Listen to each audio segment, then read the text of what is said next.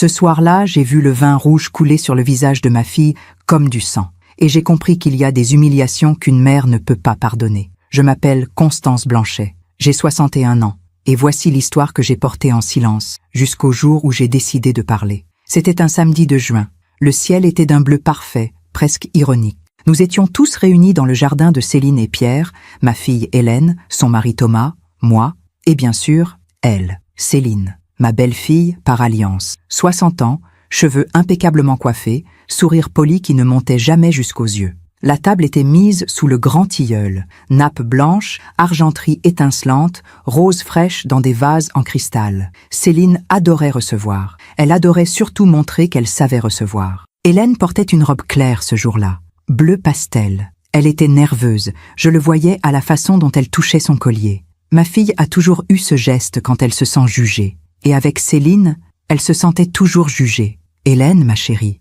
tu as pris du poids, non ?» a lancé Céline en servant la salade. Sa voix était douce, trop douce, comme du miel empoisonné. Thomas n'a rien dit. Mon gendre avait appris depuis longtemps à ne rien dire quand sa mère parlait. Hélène a rougi. « Non, belle maman, Ah bon ?»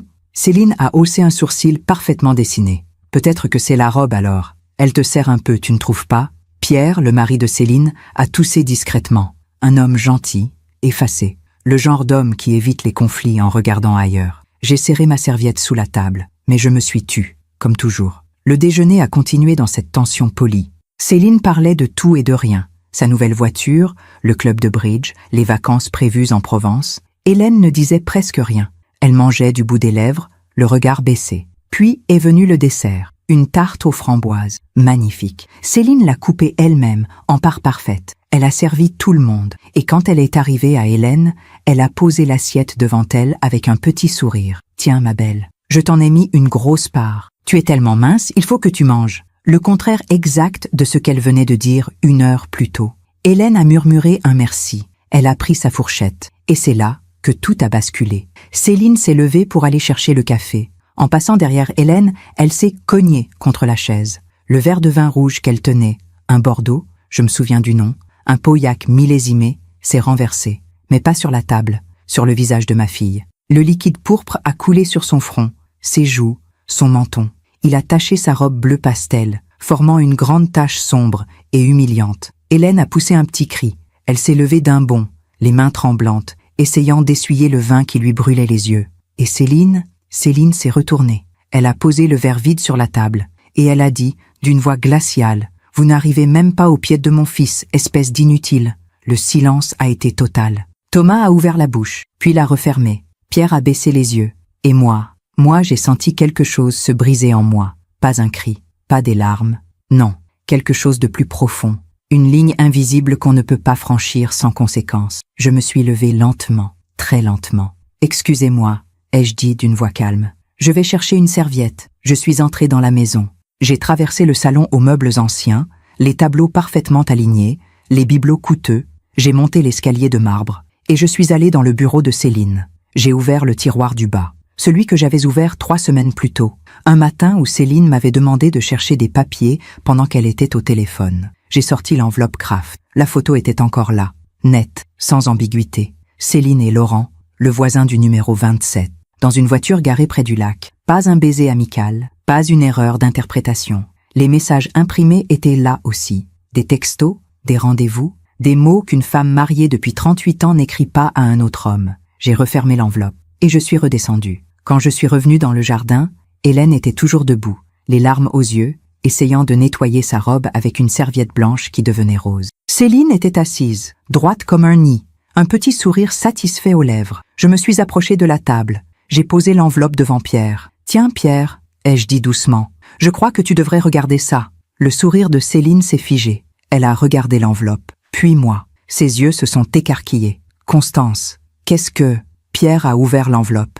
Il a sorti la photo. Le temps s'est arrêté. J'ai vu son visage changer. D'abord la confusion, puis la compréhension, puis quelque chose que je n'oublierai jamais, une douleur muette, absolue. « Pierre », a murmuré Céline. Sa voix n'était plus du miel, c'était de la panique pure. Elle s'est levée brusquement, renversant sa chaise, et elle a couru, à travers le jardin, vers la maison, les talons claquant sur les dalles de pierre. Thomas était pétrifié. Hélène me regardait, les yeux ronds. Pierre tenait toujours la photo. Ses mains tremblaient. Je me suis assise calmement. J'ai pris ma tasse de café refroidi et j'ai attendu. Parfois, on fait confiance à ceux qui ne la méritent pas. Et vous, avez-vous déjà été déçu par quelqu'un que vous aimiez? Racontez-moi votre histoire dans les commentaires. J'aimerais vous lire. Pour comprendre ce qui s'est passé ce jour-là, il faut que je vous ramène en arrière, bien avant le vin rouge, bien avant les mensonges découverts. Il faut que je vous parle de l'époque où je croyais encore que Céline était une femme respectable. Hélène a rencontré Thomas il y a 8 ans. Elle avait 22 ans, lui 25. C'était à une exposition de photographie dans le Marais. Hélène venait de terminer ses études en communication, Thomas travaillait déjà dans la finance. Un jeune homme sérieux, poli, avec de belles manières. Le genre de garçon dont toute mère rêve pour sa fille. Je me souviens du jour où elle me l'a présenté. Nous étions dans mon appartement du 15e arrondissement, un dimanche après-midi. Thomas portait une chemise blanche impeccable. Il m'a apporté des fleurs, des pivoines blanches, mes préférées. Comment pouvait-il savoir? Hélène avait dû le lui dire. « Maman, je te présente Thomas. » Il m'a serré la main avec une poigne ferme mais respectueuse. « Enchantée, Madame Blanchet. Hélène me parle beaucoup de vous. Nous avons pris le thé ensemble. Il était charmant, attentionné. Il écoutait vraiment quand on lui parlait. Un détail rare chez les jeunes hommes de sa génération. « Et ta famille, Thomas ?» avais-je demandé, comme toute mère le fait. « Mon père est architecte à la retraite. Ma mère, » il avait souri. « Ma mère est une femme très active. Elle fait partie de plusieurs associations, elle organise des événements culturels. Elle a beaucoup d'énergie. » J'aurais dû entendre le non-dit dans sa voix. Cette petite hésitation avant beaucoup d'énergie. Mais j'étais heureuse de voir ma fille amoureuse. Aveugle, peut-être. 3 mois plus tard, j'ai rencontré Céline. C'était dans leur maison de Neuilly-sur-Seine. Une demeure bourgeoise magnifique, avec un jardin de 300 mètres carrés. Un luxe rare à Paris. Pierre nous a ouvert la porte. Un homme de 63 ans à l'époque, les cheveux grisonnants, le sourire timide. « Entrez, entrez. Céline vous attend au salon. » Le salon était d'un goût impeccable. Canapé en velours bleu nuit, tapis persan, lustre en cristal de Bohême. Des livres anciens alignés dans une bibliothèque en noyer. Des photos encadrées sur le piano. Thomas enfant, Thomas adolescent, Thomas à sa remise de diplôme. Aucune photo de Céline et Pierre ensemble. Ce détail m'avait frappé, mais je n'y avais pas pensé davantage. Céline est entrée comme on entre en scène. Robe Chanel, escarpins Louboutin, bijoux discrets mais coûteux. Elle avait 52 ans à l'époque, mais elle en paraissait 45. Cheveux blonds coupés au carré, maquillage parfait, posture de danseuse. « Constance !» Elle m'a fait la bise, 2 bises, très parisienne. « Enfin, Thomas nous parle tellement de votre fille. De votre fille. Pas d'Hélène. J'aurais dû remarquer. Nous nous sommes assises. Pierre a servi du champagne dans des coupes en cristal. À nos enfants, a dit Céline en levant son verre. Nous avons trinqué. Le déjeuner a été parfait, trop parfait. Céline a servi un filet de bœuf Wellington, une salade de roquettes aux pignons, un gratin dauphinois qui fondait sous la langue. Elle a parlé de ses voyages en Italie, de son club de lecture, de sa passion pour l'art contemporain. Elle n'a presque rien demandé sur Hélène. « Et vous, Constance? Vous êtes dans quelle branche ?»« J'étais professeur de littérature. Je suis à la retraite depuis 2 ans. » Ah, un petit sourire. Que c'est charmant. Les professeurs font un travail tellement important. Le mot important était sorti comme si elle parlait d'un métier utile, mais sans prestige. Comme si elle disait nécessaire en pensant ordinaire. Hélène était assise à côté de Thomas, silencieuse. Elle touchait son collier. Ce geste. Toujours ce geste. « Hélène, ma chérie, tu ne manges pas ?» avait demandé Céline, avec une sollicitude exagérée. « Tu es au régime ?»« Non, belle maman, c'est juste que... Parce que tu sais, Thomas aime les femmes avec des formes. N'est-ce pas, mon chéri ?» Thomas avait rougi. « Maman, s'il te plaît. »« Quoi ? Je dis juste la vérité. » J'avais senti la colère monter, mais je m'étais tue. Première erreur, la première d'une longue série.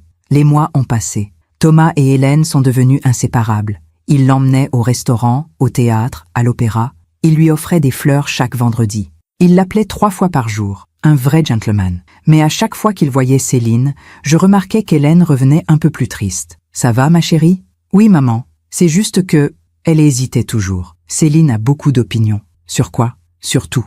Ma coiffure, mes vêtements, mon travail. Elle dit que c'est pour m'aider, mais parfois j'ai l'impression que rien de ce que je fais n'est assez bien. J'aurais dû intervenir. J'aurais dû dire à ma fille qu'elle n'avait pas à supporter ça. Mais Thomas était si gentil, si amoureux. Et Hélène rayonnait quand elle était avec lui. Céline est juste exigeante, avais-je dit. Elle veut le meilleur pour son fils. Quelle idiote j'étais. Ils se sont fiancés 2 ans après leur rencontre. Hélène avait 24 ans, Thomas 27. La demande a eu lieu à Venise, sur le pont du Rialto, au coucher du soleil. Hélène m'a appelé en pleurant de joie. « Maman, il m'a demandé en mariage. » Mon cœur s'est gonflé de bonheur. Ma petite fille, ma seule fille, elle allait se marier. Puis est venue l'organisation du mariage. Et là, j'ai commencé à voir qui était vraiment Céline. Elle a pris le contrôle de tout, absolument tout. « Hélène, ma chérie, tu ne peux pas te marier à la mairie du 15e. C'est tellement commun. Nous allons réserver celle du 16e, beaucoup plus élégante. » Céline, Et pour la robe, j'ai pris rendez-vous chez Pronuptia. Non, ne discute pas. C'est mon cadeau. Hélène me regardait, désemparée. Mais Thomas souriait. Maman veut juste que tout soit parfait pour toi, mon amour. Le traiteur, les fleurs, la salle de réception, la liste des invités. Céline a tout décidé. Hélène est devenue une spectatrice de son propre mariage. Le jour J est arrivé. C'était un samedi de septembre, il y a 6 ans. Hélène avait 24 ans. Elle était magnifique dans sa robe ivoire, même si ce n'était pas celle qu'elle avait choisie. Céline avait oublié de valider son choix et avait commandé une autre robe, plus classique, plus convenable. À la mairie, puis à l'église Saint-Pierre de Neuilly, j'ai vu ma fille dire oui. J'ai vu Thomas glisser l'alliance à son doigt. J'ai vu Céline, au premier rang, souriante, triomphante. À la réception, elle a fait un discours. Mon fils a toujours eu du goût. Pour les études, pour sa carrière et pour les femmes. Rire poli dans la salle. Hélène est une jeune femme charmante. Elle apprendra, elle grandira. Et je suis sûre qu'avec mon aide, elle deviendra la femme que Thomas mérite. Elle apprendra, elle deviendra. Comme si Hélène n'était pas déjà assez bien. J'ai serré mon verre de champagne si fort que j'ai eu peur qu'il se brise. Les années ont passé. 6 ans. Hélène et Thomas ont emménagé dans un appartement du 17e arrondissement. Un 4 pièces lumineux, avec vue sur le parc Monceau. Thomas gagnait bien sa vie. Hélène avait trouvé un poste dans une agence de communication. Ils étaient heureux. Du moins, c'est ce que je voulais croire. Mais Céline était toujours là, toujours. Déjeuner du dimanche obligatoire, appel quotidien, conseils non sollicités, critiques déguisées en bienveillance. Hélène, tu devrais faire attention à ta ligne. Thomas vient d'une famille où on prend soin de soi. Hélène, cette coupe de cheveux ne te va pas du tout. Va voir mon coiffeur, je vais lui dire de te prendre. Hélène, tu travailles encore dans cette petite agence. Quand est-ce que tu vas penser à donner des petits-enfants à Thomas? Et Thomas ne disait rien. Jamais. Il ne se rend pas compte, me disait Hélène. Pour lui, c'est juste sa mère qui est protectrice. Protectrice. Le mot était trop doux pour ce que Céline faisait. Puis, il y a 3 mois, quelque chose a changé. Nous étions chez moi, pour le thé. Juste Hélène et moi. Elle avait les traits tirés. Maman, je crois que je ne peux plus avoir d'enfant. Mon sang s'est glacé. Quoi? Pourquoi? J'ai fait des examens. Le médecin dit que c'est compliqué. Pas impossible, mais difficile. Elle a fondu en larmes. Je l'ai serrée dans mes bras. Ma petite fille, ma douce Hélène. Et Thomas, il a été adorable. Il dit que ce n'est pas grave, qu'on trouvera une solution, qu'on a le temps. Et Céline, le visage d'Hélène s'est fermé. Je ne lui ai rien dit, et je ne veux pas qu'elle sache, jamais. Mais 2 semaines plus tard, pendant un déjeuner chez Céline et Pierre, elle a lâché, comme une bombe au milieu de la conversation. Alors, Hélène, toujours pas enceinte? Thomas n'est pas le problème, hein? Mes filles ont toujours été très fertiles. C'est peut-être toi qui... Hélène est devenue blanche comme un linge. Thomas avait parlé. Mon gendre avait trahi la confiance de ma fille. Ce soir-là, Hélène a pleuré jusqu'à l'aube. Et moi, j'ai commencé à regarder Céline différemment. 3 semaines avant le déjeuner fatidique, j'étais chez Céline. Elle m'avait demandé de venir l'aider à trier des papiers pour une vente de charité. Pierre était parti jouer au golf. Thomas et Hélène travaillaient, nous étions dans son bureau. Elle fouillait dans des cartons pendant que je classais des documents. « Constance, tu peux vérifier dans le tiroir du bas? Je crois qu'il y a des reçus de dons de l'année dernière. » J'ai ouvert le tiroir. Et c'est là que je l'ai vue. L'enveloppe Kraft, pas fermée, légèrement ouverte. J'ai jeté un œil à Céline. Elle était de dos, occupée avec ses cartons. J'ai sorti l'enveloppe. La photo était sur le dessus. Céline, dans une voiture, avec un homme que je connaissais, Laurent Mercier, le voisin du 27. Ils s'embrassaient. Pas un baiser amical. Un baiser passionné, intense, sans équivoque. En dessous, des captures d'écran de messages. Demain, 15h, l'hôtel près du lac. Je ne peux plus attendre. Pierre sera absent tout l'après-midi. Viens, tu me rends folle, Laurent. Mon cœur battait si fort que j'avais peur que Céline l'entende. J'ai refermé l'enveloppe. Je l'ai remise dans le tiroir. Tu as trouvé, Constance? Non, rien ici. Ce soir-là, je n'ai pas dormi. Pendant que je raconte tout cela, je me demande d'où vous m'écoutez. Écrivez le nom de votre ville en commentaire. Il y a des secrets qui pèsent si lourd qu'ils transforment votre façon de respirer. Pendant 3 semaines, j'ai porté celui de Céline comme on porte une pierre dans la poitrine. Et chaque fois que je voyais ma fille baisser les yeux devant elle, cette pierre devenait plus lourde. Les jours qui ont suivi ma découverte ont été étranges. Je continuais ma vie, mes cours de yoga le mardi, mes déjeuners avec mes amis, mes promenades au jardin du Luxembourg, mais tout semblait irréel, comme si je regardais le monde à travers une vitre. Céline avait un amant, cette femme qui donnait des leçons de morale à tout le monde, cette femme qui critiquait la coiffure d'Hélène, ses vêtements, son poids, son travail, sa capacité à avoir des enfants, cette femme qui se présentait comme un pilier de respectabilité bourgeoise. Elle trompait Pierre depuis combien de temps? Les messages que j'avais vus n'étaient pas datés, mais le ton suggérait une liaison installée, pas une aventure d'un soir, quelque chose de régulier, de calculé. Et Pierre, ce pauvre Pierre, si gentil, si effacé, savait-il? Soupçonnait-il? J'ai pensé lui parler, plusieurs fois. Mais comment aborder un sujet pareil avec un homme que je connaissais à peine? Bonjour Pierre, au fait, j'ai trouvé des preuves que votre femme vous trompe avec votre voisin? Non, je devais réfléchir, peser chaque option. Le lendemain de ma découverte était un dimanche. Hélène est venue déjeuner chez moi, seule. Thomas avait un dîner d'affaires. Elle portait un pull beige trop large et un jean. Pas de maquillage, les cheveux attachés en queue de cheval. Ma fille, si coquette, si soucieuse de son apparence, était devenue une ombre d'elle-même. « Tu as maigri », ai-je dit en lui servant du thé. Céline dit que je devrais perdre encore 3 kilos. J'ai serré les dents. « Et toi, qu'est-ce que tu en penses ?» Elle a haussé les épaules. « Je ne sais plus ce que je pense, maman. » Nous avons mangé en silence, une quiche lorraine que j'avais préparée le matin. Hélène a mangé 2 bouchées, puis a repoussé son assiette. « Hélène, maman, s'il te plaît, ne me fais pas la morale, pas toi aussi. Je ne veux pas te faire la morale. Je veux juste, j'ai cherché mes mots, je veux juste que tu sois heureuse. » Ses yeux se sont remplis de larmes. « Je suis heureuse. Thomas est merveilleux. C'est juste que... » Céline, elle a secoué la tête. « Laisse tomber. » Céline quoi? Rien. Vraiment. C'est moi qui suis trop sensible. Thomas dit toujours que je prends les choses trop à cœur. Thomas dit. Pas je pense, pas je sens. Thomas dit. Ma fille avait perdu sa propre voix. J'ai posé ma main sur la sienne. Tu sais que tu peux tout me dire. Elle a hoché la tête, mais elle n'a rien dit. 2 jours plus tard, mardi après-midi, j'ai croisé Laurent Mercier. C'était au marché de Neuilly. Je faisais mes courses. Des tomates, du basilic, du fromage de chèvre.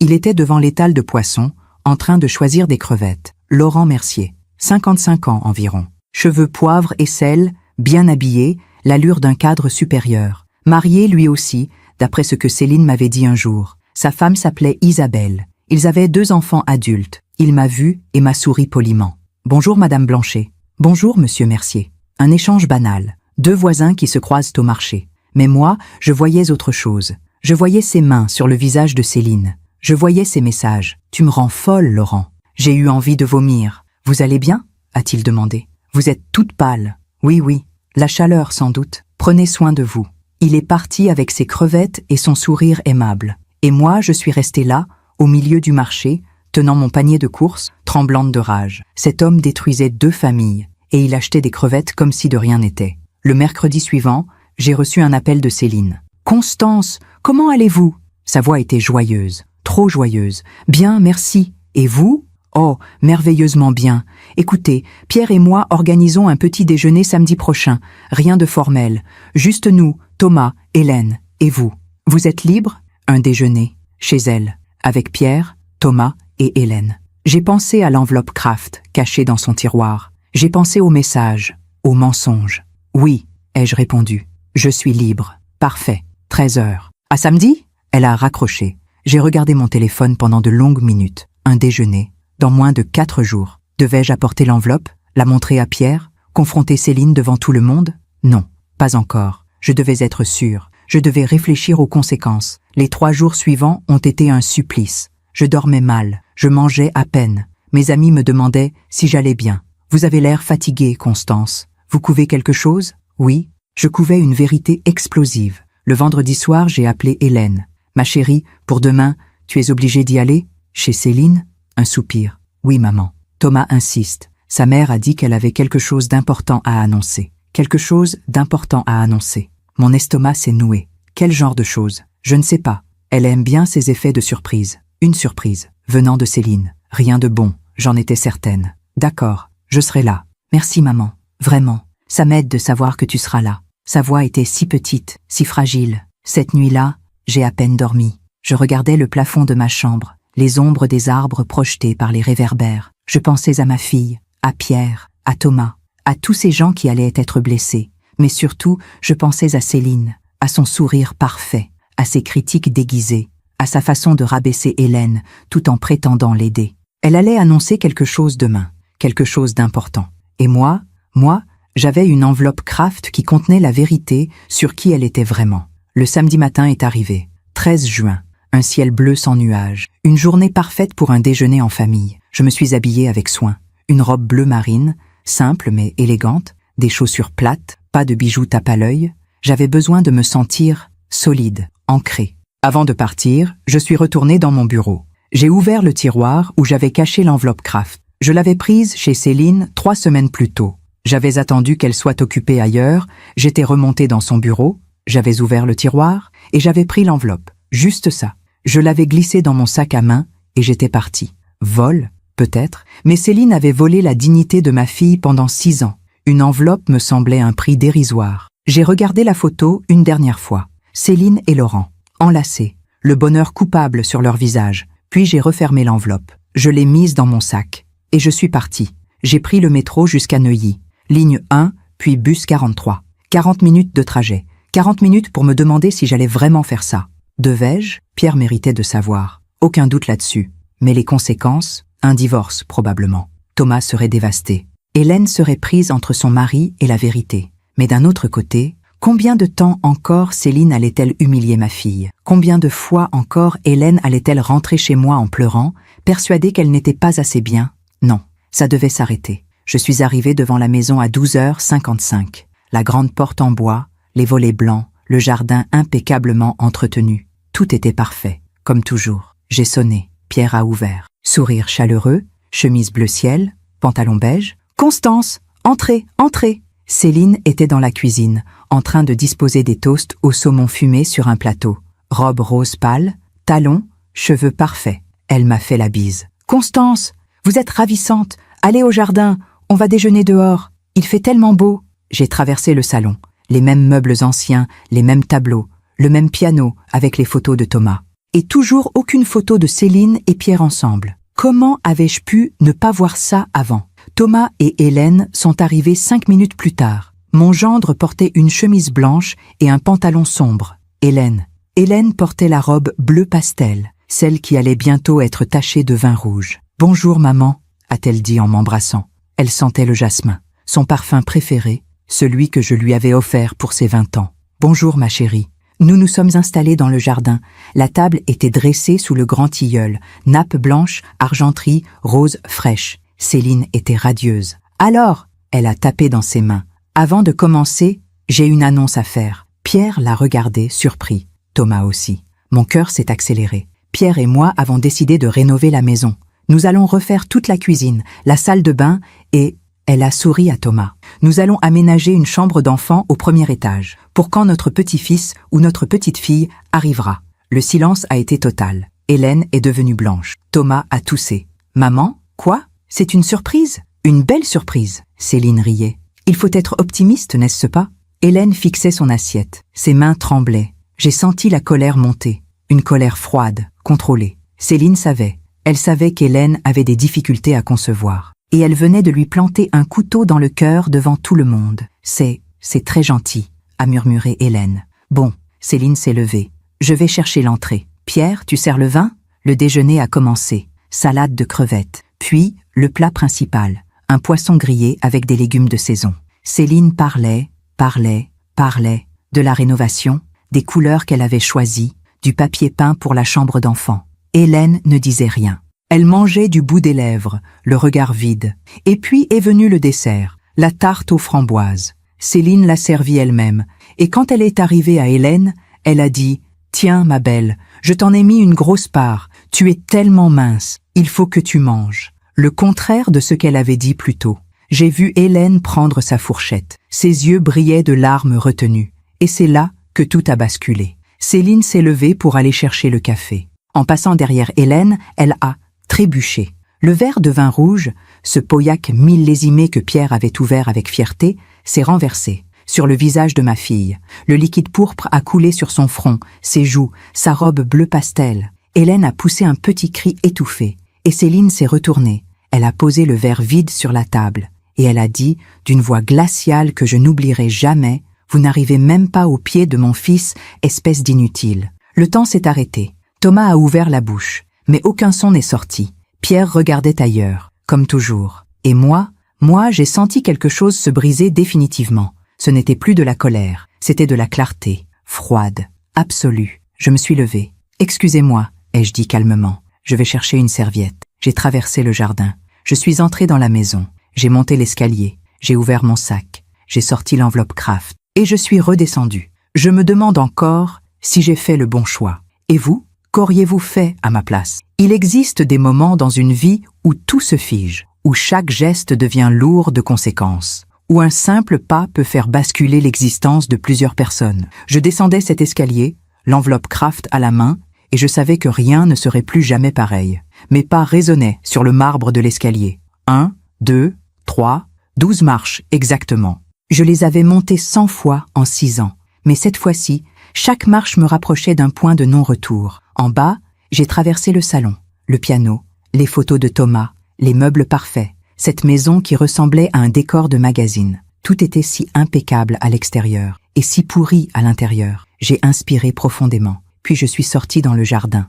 La scène n'avait presque pas changé. Hélène était toujours debout, tenant une serviette blanche contre son visage. Le vin rouge avait coulé dans son cou, tachant le col de sa robe. Ses cheveux étaient poisseux par endroits. Elle tremblait. Pas de froid, de humiliation pure. Thomas était assis, pétrifié. Il regardait sa femme, puis sa mère, puis sa femme à nouveau. Son visage exprimait la confusion, comme un enfant qui assiste à quelque chose qu'il ne comprend pas. Pierre s'était levé. Il se tenait à côté de la table, les mains dans les poches, le regard fixé sur le sol, l'image même de l'impuissance masculine. Et Céline était assise, très droite sur sa chaise. Elle lissait sa robe rose pâle d'un geste machinal. Sur son visage, un petit sourire satisfait. Le sourire de quelqu'un qui vient de gagner une bataille. Elle ne m'a pas vu arriver tout de suite. Je me suis approchée de la table, calmement, sans un mot. J'ai posé l'enveloppe Kraft devant Pierre. Le bruit du papier sur la nappe blanche a été comme un coup de feu dans le silence. Tout le monde s'est retourné vers moi. « Tiens, Pierre », ai-je dit d'une voix douce, posée, « je crois que tu devrais regarder ça. » Pierre m'a regardé, perplexe. « Qu'est-ce que... » Ouvre. Céline s'est figée. Son sourire a disparu instantanément. Elle a reconnu l'enveloppe. Je l'ai vue dans ses yeux. Cette reconnaissance terrible, ce moment où quelqu'un réalise que son secret vient de ressurgir. « Constance ?» Sa voix n'était plus assurée. « Qu'est-ce que vous faites ?» Je n'ai pas répondu. J'ai simplement regardé Pierre. Il a pris l'enveloppe. Ses mains tremblaient, légèrement. Il l'a ouverte avec une lenteur infinie. Le temps s'est arrêté. Pierre a sorti la photo. Je voyais son visage de profil. D'abord, il a froncé les sourcils. Confusion. Puis ses yeux se sont écarquillés. Compréhension. Sa bouche s'est entr'ouverte. Choc. Il a regardé la photo pendant ce qui m'a semblé une éternité. Puis, il a levé les yeux vers Céline. « C'est quoi ça ?» Sa voix était calme. Trop calme. La voix d'un homme qui essaie de garder le contrôle alors que son monde s'effondre. Céline s'est levée brusquement. Sa chaise a basculé en arrière avec un bruit sec. « Pierre, ce n'est pas... » « C'est quoi ?» Il a répété, plus fort cette fois. Thomas s'est levé aussi. « Papa, qu'est-ce qui se passe ?» Pierre lui a tendu la photo sans un mot. Thomas l'a prise. Il l'a regardée. Son visage est passé de la confusion à l'incompréhension totale. « Maman ?» Il a regardé Céline. « C'est toi ? Avec Monsieur Mercier ?» Céline est devenue blanche. Blanche comme la nappe. Blanche comme les roses sur la table. « Thomas, mon chéri, ce n'est pas ce que tu crois. Ce n'est pas ce que je crois. » Thomas a explosé. Je ne l'avais jamais entendu crier. Jamais. « Tu es en train d'embrasser notre voisin dans une voiture. C'est exactement ce que je crois. » Hélène s'était assise. Elle regardait la scène, la serviette toujours pressée contre son visage taché de vin. Ses yeux étaient immenses. Pierre a sorti les autres documents de l'enveloppe, les captures d'écran, les messages. Il les a lus, un par un, en silence. À chaque message, Son visage se durcissait un peu plus. Demain, 15 heures, l'hôtel près du lac. Il lisait à voix haute maintenant, d'une voix mécanique. Pierre sera absent tout l'après-midi. Viens. Pierre, arrête. Céline tendait les mains vers lui, suppliante. Tu me rends folle, Laurent. Il a continué, implacable. La semaine dernière était magnifique. J'ai encore ton odeur sur ma peau. Arrête. Céline a crié. Pour la première fois, j'entendais Céline crier « Arrête, je t'en supplie !» Mais Pierre ne s'est pas arrêté. Il a continué à lire, message après message, rendez-vous après rendez-vous. Des mois de trahison étalés sur du papier blanc. Thomas était assis, la tête dans les mains. Il répétait « Non, non, non », comme une litanie. Hélène s'était levée. Elle s'était approchée de moi. Elle a pris ma main. Sa peau était froide. « Maman », a-t-elle murmuré. « Tu savais ? Depuis 3 semaines. Pourquoi tu ne m'as rien dit ? Parce que je devais être sûre du bon moment. » Elle a regardé Céline, puis Pierre, puis Thomas. « C'était le bon moment », a-t-elle dit doucement. Pierre a fini de lire. Il a posé les papiers sur la table avec un calme effrayant. Il a retiré ses lunettes, a passé sa main sur son visage, puis il a regardé Céline. Depuis combien de temps ? Céline tremblait. Toute son assurance, toute sa superbe avait disparu. Elle ressemblait à une enfant prise en faute. « Pierre, depuis combien de temps ? 2 ans, a-t-elle murmuré. 2 ans. Thomas a gémi comme s'il avait reçu un coup. 2 ans ? Pierre a répété. 2 ans pendant lesquels pendant que je... Il s'est interrompu. Pendant que tu me faisais la morale sur la fidélité, sur les valeurs familiales, sur le respect. Je suis désolé. Désolé ? Pierre a ri. Un rire sans joie. Tu es désolé ? Bien sûr. Tu es toujours désolé après. Jamais avant. Il s'est tourné vers moi. Vous saviez depuis 3 semaines ? Oui. Et vous n'avez rien dit ? Je cherchais le bon moment. Le bon moment. Il a regardé l'enveloppe. Vous l'avez trouvée où ? Dans le tiroir de son bureau. Il y a 3 semaines. Elle m'avait demandé de chercher des documents pour une vente de charité. Pierre a hoché la tête lentement. Une vente de charité, bien sûr. Il s'est tourné vers Céline. Toujours si charitable, si dévouée, si parfaite. Céline pleurait maintenant. De vraies larmes. Pas de larmes calculées pour apitoyer. De vraies larmes de panique. Pierre, je t'en supplie, on peut en parler. On peut arranger ça. Arranger ça ? Pierre a ri à nouveau. Comment on arrange 2 ans de mensonges, Céline ? Comment on arrange des centaines d'après-midi pendant que je croyais que tu étais à ton club de bridge, à tes réunions de charité, à tes cours de yoga ? J'ai fait une erreur. Une erreur ? Thomas s'est levé, tremblant de rage. 2 ans, ce n'est pas une erreur, c'est un choix. Céline s'est tournée vers son fils. Thomas, mon chéri, tu ne comprends pas. Je ne comprends pas quoi ? Il l'a regardée, comme s'il la voyait pour la première fois. Pendant 2 ans, tu as trompé papa. Pendant 2 ans, tu nous as menti. À lui, à moi, à tout le monde. Thomas, s'il te plaît. Et pendant tout ce temps, sa voix s'est brisée. Pendant tout ce temps, tu critiquais Hélène. Tu lui disais qu'elle n'était pas assez bien, que sa coiffure ne convenait pas, que ses vêtements n'étaient pas appropriés, que son travail était médiocre, que son corps n'était pas parfait. Il s'est approché de sa mère. Je ne l'avais jamais vue aussi en colère. Qui es-tu pour juger quelqu'un ? Toi ? Une menteuse ? Une tricheuse ? Céline tendait les mains vers lui, désespérée. Mon chéri, je t'en prie, ne m'appelle pas mon chéri. Thomas a reculé. Ne me touche pas. Hélène était toujours à côté de moi. Elle ne pleurait pas. Elle regardait la scène avec une expression étrange. Ni joie, ni tristesse. Juste soulagement. Pierre s'était rassis. Il regardait le jardin, le tilleul, les roses, la table parfaite, tout ce décor de vie bourgeoise heureuse qui venait de s'effondrer. « Isabelle est au courant ?» a-t-il demandé soudain. Céline a secoué la tête. La femme de Laurent. Elle sait ? Non. Donc tu détruis 2 familles. Pierre répond. Tu détruis 2 familles. Céline a hoché la tête. Misérable. Pierre s'est levé. Il a pris l'enveloppe. Il a pris les photos, les messages, tout. Je vais chez mon frère. Ne m'appelle pas. Ne me cherche pas. Pierre, non ! Céline a couru vers lui. Elle a attrapé son bras. S'il te plaît, on peut en parler. On peut aller voir un thérapeute. On peut... Il s'est dégagé doucement, sans violence, juste détachement. Il n'y a rien à dire, Céline, rien. Pierre, elle pleurait maintenant sans retenue. Le mascara coulait sur ses joues parfaites. Ne me laisse pas, je t'en supplie. Tu m'as laissé il y a 2 ans, quand tu as décidé d'aller retrouver Laurent pour la première fois. Chaque après-midi depuis, tu m'as laissé un peu plus. Il est parti, à travers le jardin, vers la maison. Nous avons entendu la porte d'entrée s'ouvrir, puis se refermer. Le silence est retombé. Céline était debout au milieu du jardin, seule. Ses épaules tremblaient, elle sanglotait. Thomas s'est approché d'Hélène. Il l'a prise dans ses bras. je suis tellement désolé, a-t-il murmuré dans ses cheveux tachés de vin. Tellement désolé pour tout, pour ma mère, pour ce qu'elle t'a fait, pour ce que je ne t'ai pas défendu. Hélène s'est laissée aller contre lui. Elle pleurait maintenant.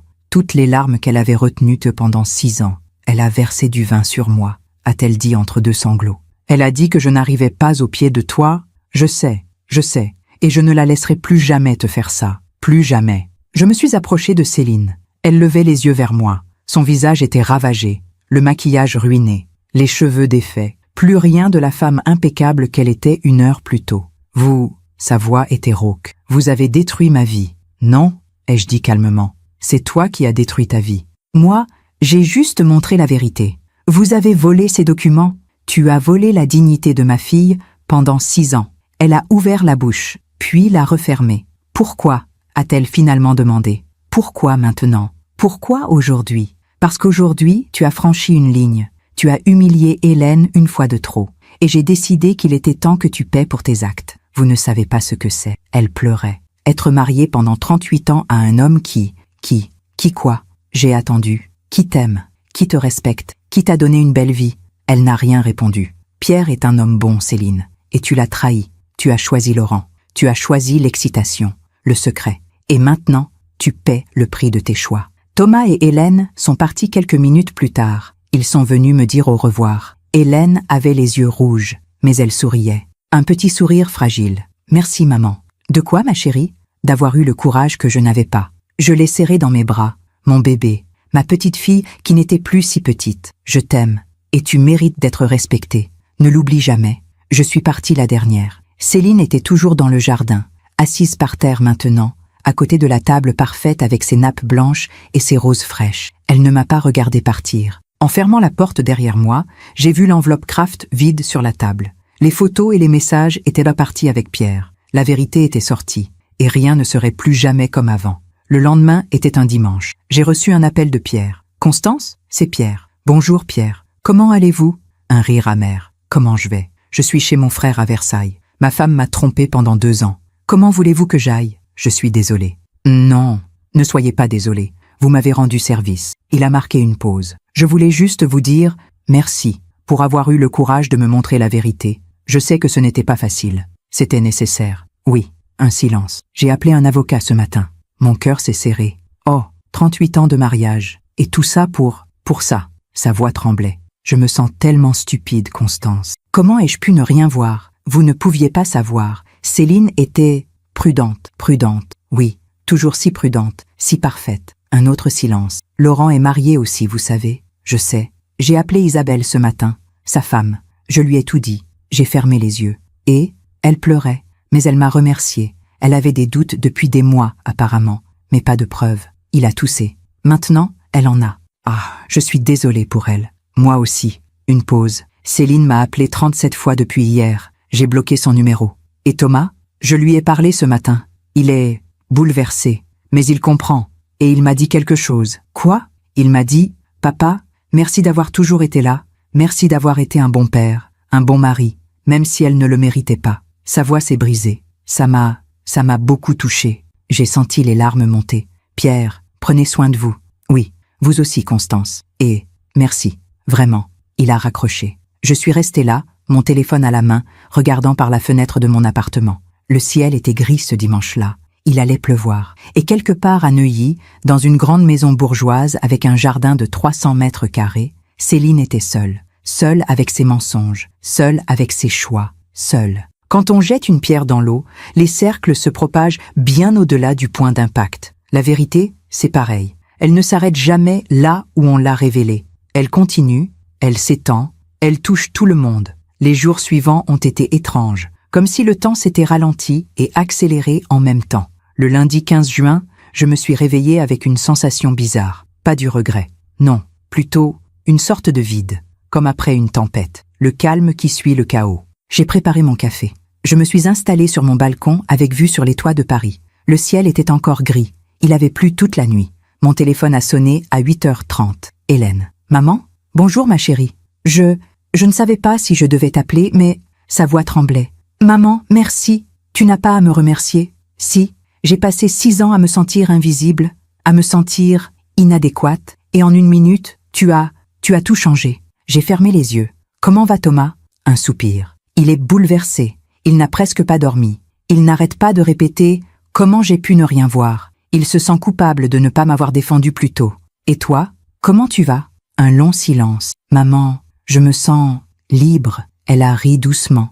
Un rire libérateur. Pour la première fois depuis 6 ans, je me sens libre. Céline a essayé d'appeler Thomas 42 fois hier soir. Il a fini par bloquer son numéro. 42 fois, elle lui a envoyé des messages, des dizaines, suppliant qu'il lui parle, qu'il la laisse s'expliquer. Mais il ne répond pas. Il dit qu'il a besoin de temps. C'est normal. Maman, tu crois que j'ai le droit d'être soulagée? Que c'est arrivé?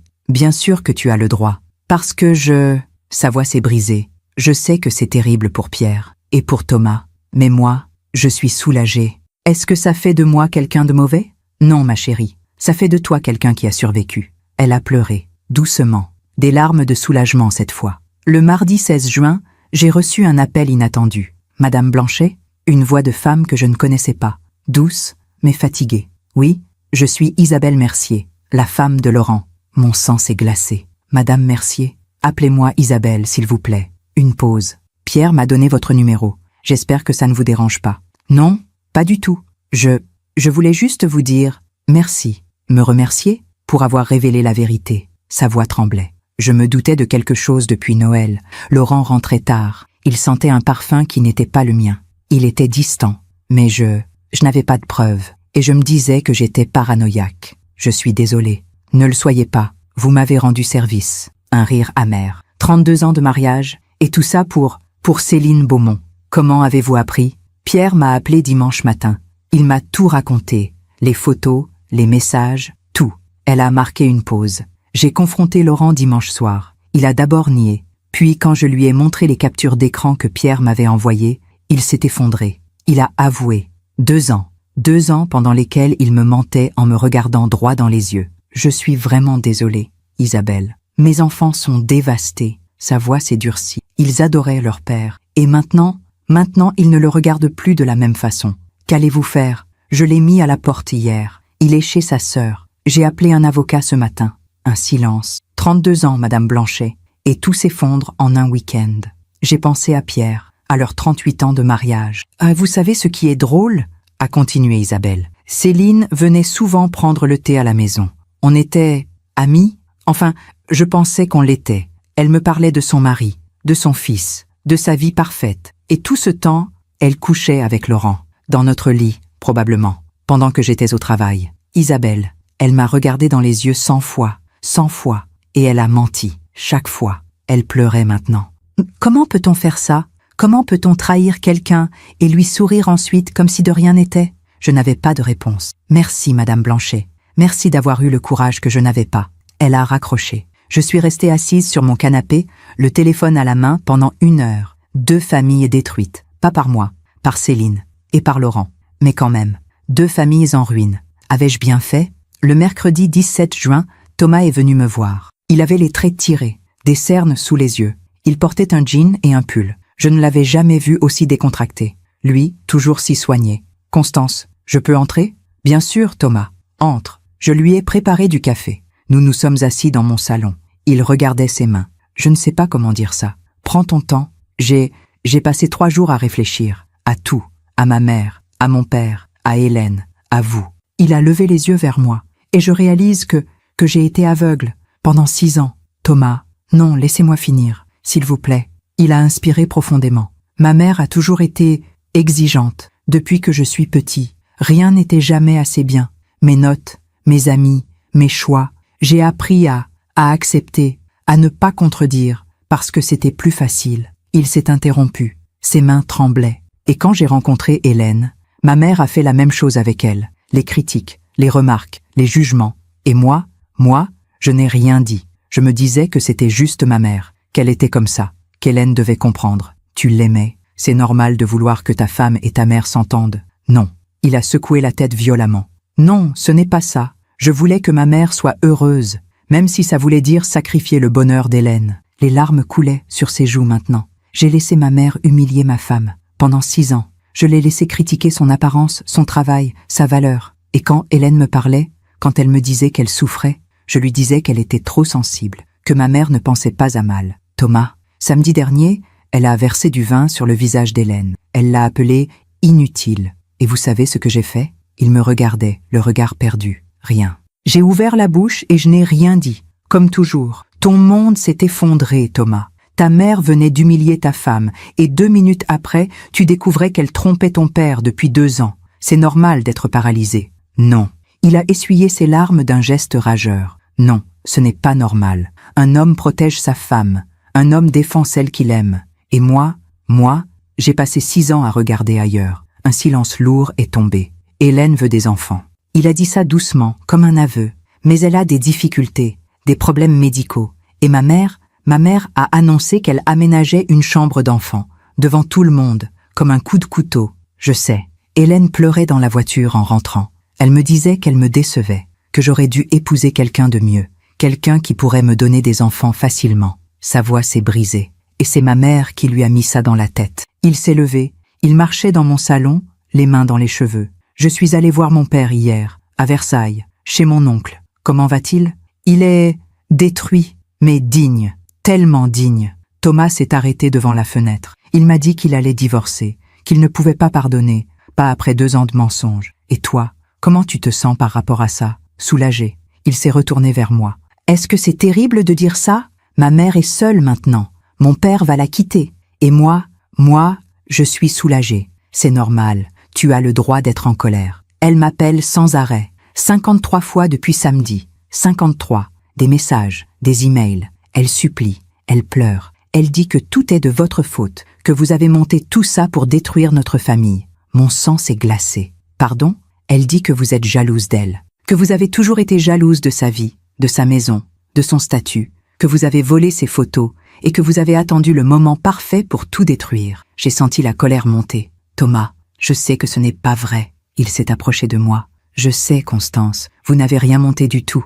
Vous avez trouvé ces photos par hasard et vous avez fait ce qu'il fallait faire. Tu en es sûr? Absolument certain. Il s'est assis à côté de moi. Parce que si vous aviez voulu détruire ma mère, vous auriez montré ces photos bien avant.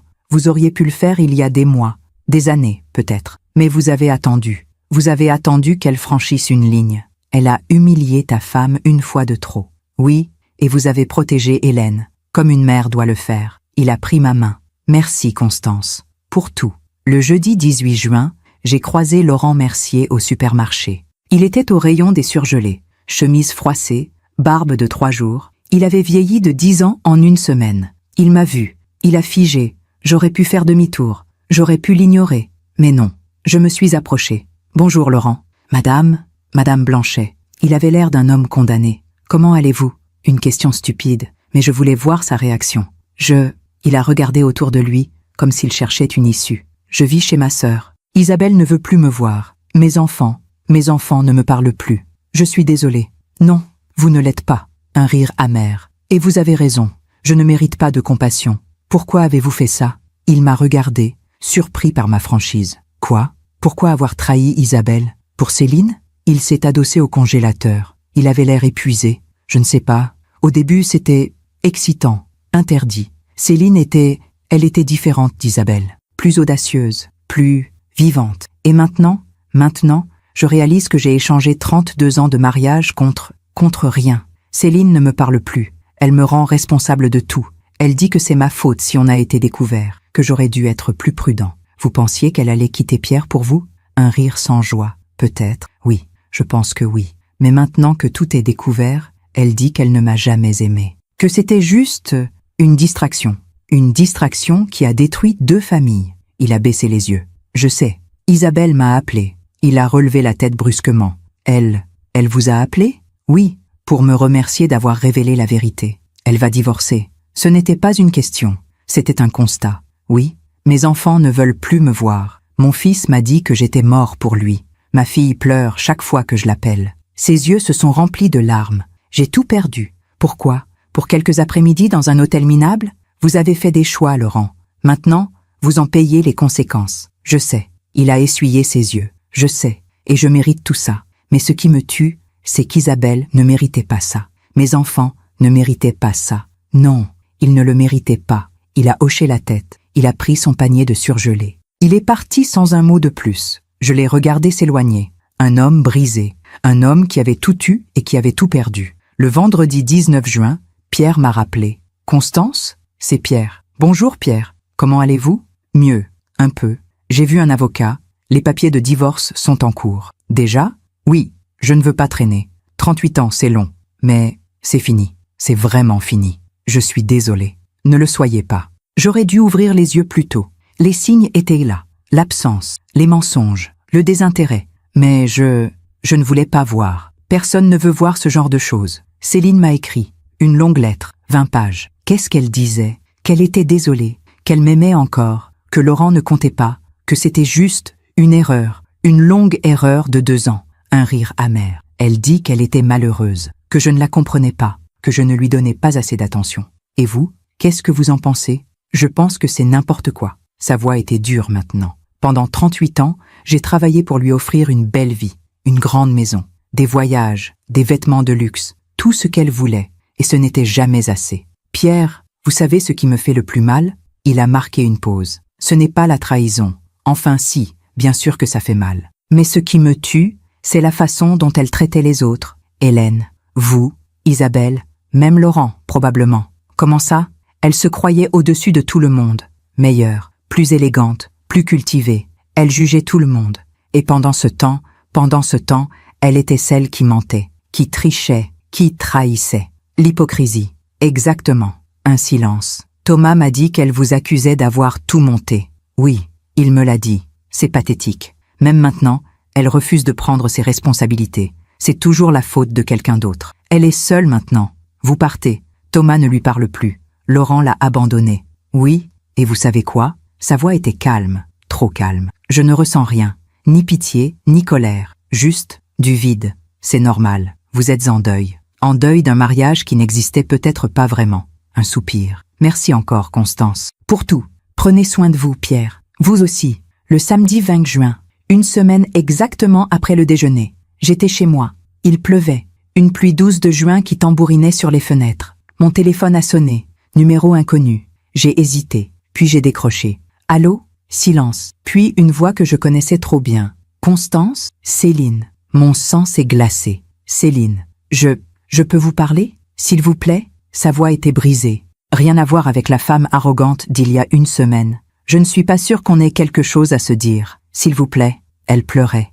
Juste 5 minutes. J'ai fermé les yeux. Tout mon instinct me disait de raccrocher. Mais, d'accord, 5 minutes. Merci. Elle sanglotait. Constance, je suis désolée. Désolée pourquoi ? Pour tout. Pour la façon dont j'ai traité Hélène. Pour tout. Vraiment ? Un silence. J'étais jalouse. Jalouse ? De quoi ? D'Hélène. De vous. De tout. Sa voix tremblait. Vous aviez une relation si simple avec votre fille, si naturelle. Et moi et Thomas, c'était toujours compliqué, toujours tendu. Peut-être parce que vous le critiquiez constamment. Je voulais qu'il soit parfait. Je voulais qu'il réussisse, qu'il soit heureux. En le contrôlant, Elle pleurait plus fort maintenant. Je ne savais pas faire autrement. Ma mère était comme ça avec moi. Exigeante, dure. Et j'ai fait la même chose. Céline. Pierre demande le divorce. Thomas ne me parle plus. Laurent dit que c'est fini, qu'il retourne avec Isabelle. Enfin, il essaie. Elle ne veut pas de lui non plus. Un rire hystérique. Tout le monde me quitte. Vous avez fait des choix. Je sais. Un sanglot. Je sais. Mais vous ne pouviez pas juste me parler ? Me dire ce que vous aviez trouvé ? Au lieu de tout révéler devant tout le monde ? Vous aviez humilié ma fille devant tout le monde. Silence. Vous avez raison. J'ai humilié Hélène. Et vous m'avez humilié en retour. Ce n'était pas pour vous humilier. C'était pour que la vérité sorte. La vérité. Elle a ri amèrement. La vérité, c'est que je suis seule maintenant. Complètement seule. Je n'ai rien dit. Ou, Constance, est-ce que vous pensez que Thomas me pardonnera un jour ? Je ne sais pas. Et Pierre ? Non, je ne pense pas. Un long silence. Alors j'ai tout perdu. Oui, à cause de vous. Non, ma voix était ferme maintenant. À cause de vous, de vos choix, de vos mensonges. Ne me rendez pas responsable de vos actes. Mais vous avez trompé votre mari pendant 2 ans. Vous avez menti à votre fils. Vous avez humilié ma fille pendant 6 ans. Vous avez détruit 2 familles. Pas moi. Vous. Silence. Au revoir, Céline. J'ai raccroché. J'ai bloqué son numéro. Et je me suis assise près de la fenêtre, regardant la pluie tomber sur Paris. Une semaine. Une seule semaine. Et tout avait changé. il y a un prix à payer pour la vérité. Toujours. Mais il y a aussi un prix à payer pour le mensonge. Et parfois, le second est bien plus lourd que le premier. Les semaines ont passé. Juin s'est transformé en juillet. Paris se vidait peu à peu de ses habitants, partis vers la mer ou la campagne. Mais moi, je restais. J'avais besoin de ce temps, de ce silence. Le lundi 22 juin, 9 jours après le déjeuner, Hélène est venue déjeuner chez moi. Elle portait une robe jaune, une couleur que je ne lui avais pas vue porter depuis des années. Ses cheveux étaient détachés, brillants. Elle souriait. « Maman, ma chérie, tu es radieuse. » Elle a ri, un vrai rire, léger, libéré. Je me sens différente, comme si j'avais enlevé un poids énorme de mes épaules. Nous nous sommes installés sur mon balcon. J'avais préparé une salade niçoise, du pain frais, du fromage de chèvre, des choses simples. Hélène a mangé avec appétit, pas du bout des lèvres, vraiment mangé. Thomas a appelé sa mère hier. J'ai levé les yeux. Ah oui, pour la première fois depuis le déjeuner.